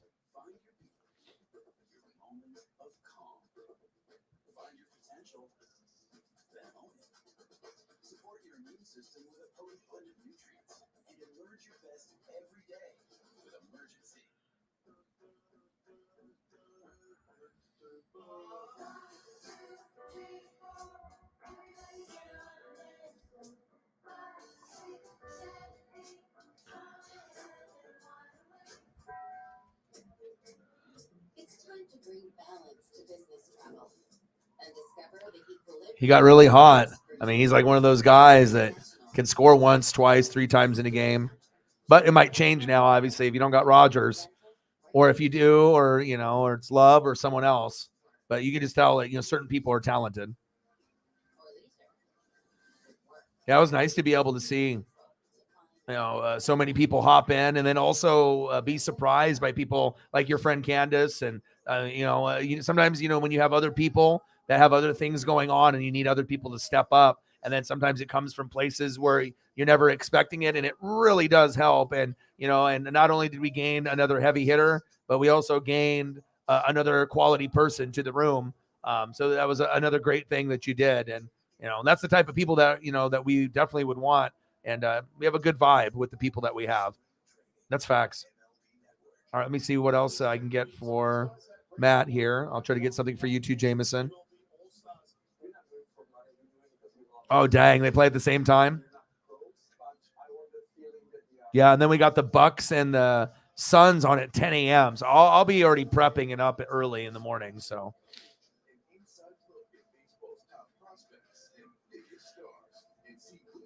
All right, I'm going to get some Garrett Wilson for you.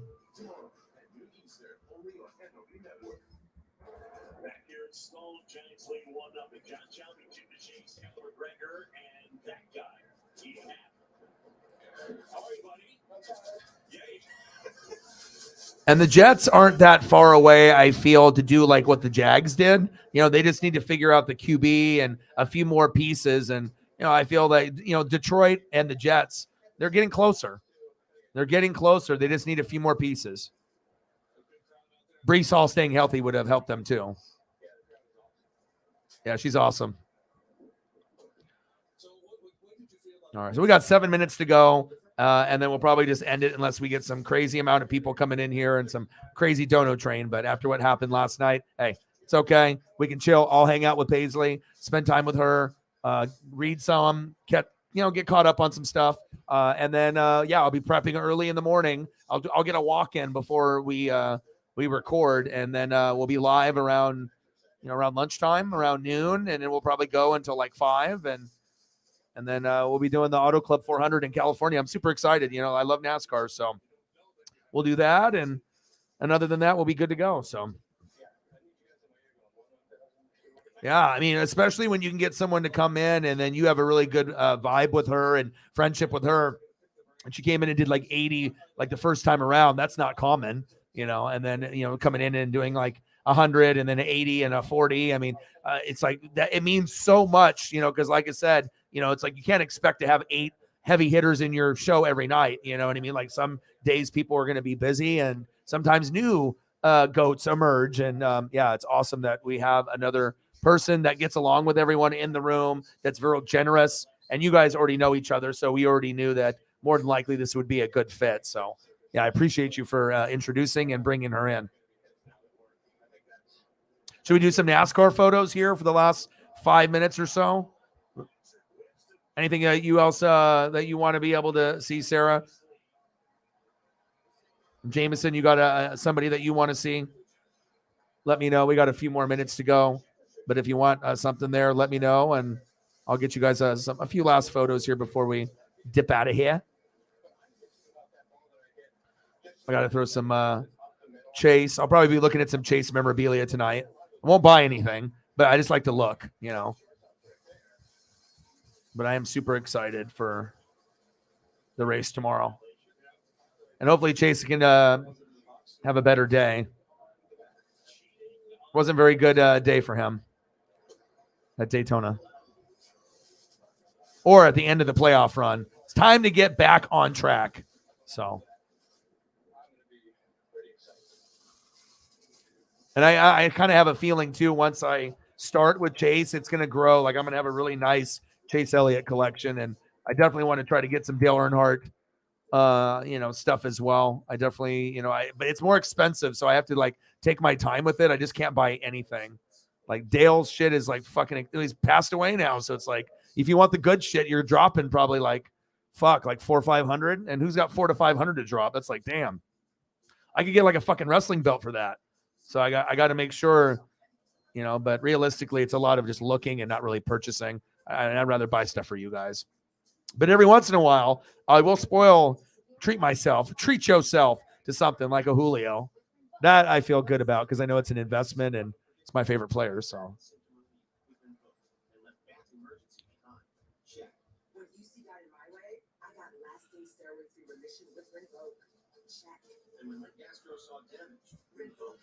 Napa know-how. Can't wait, baby. All right, let's go. We got just a few minutes left. Let me see if I can find what do we got here. Auto Club 400. People 50 and older with at least one heart disease risk factor have higher risks. Don't take if allergic to Rinvoq, as serious reactions can occur. Tell your doctor if you are or may become pregnant. See if I can find a good Auto Club. Ask your gastro about Rinvoq and learn how tomorrow. To help you save. World Baseball Classic. I'll be doing that. When Julio's playing, fuck yeah, I'm doing that shit. Holy shit. You know it.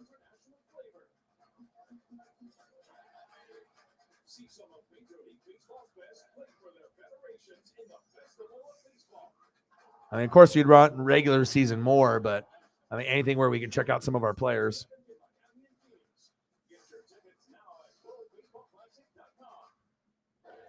Welcome back, John Shelby, Jim DeShays, Taylor McGregor from Sloan Park here in Mesa. Trey Mancini making his Cup debut. I'm just going to go through some of the photos here that we have, and we'll just wrap it up. Just make sure I'm checking everything to see. I think we're good to go, and we had a fantastic night last night, and so I knew they'd probably be a little slower tonight, which is okay. And we'll be doing the Auto Club 400 tomorrow for NASCAR around noon Pacific time, so we'll do that. And then, I'll spend some time with Paisley tonight. So what a game. Final score, Celtics 110, Sixers 107. Fucking A, what a game. And it went from a deep Jaylen Brown, maybe would have, I don't know. I'm always looking for more opportunities for the hot hand. But, hey, Jason Tatum did his thing, hit a 3. Then at the very end, a big shot put 3 that actually swished but was late. Unfortunate because that overtime would have been awesome. Nachos look good. Oh, I got to rip into some pad thai right now, too. Oh, baby. Oh, man, I can't wait. I am ready. Let's go.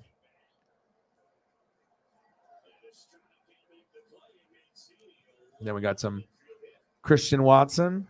Get a couple of photos there for Matt. College and the pros.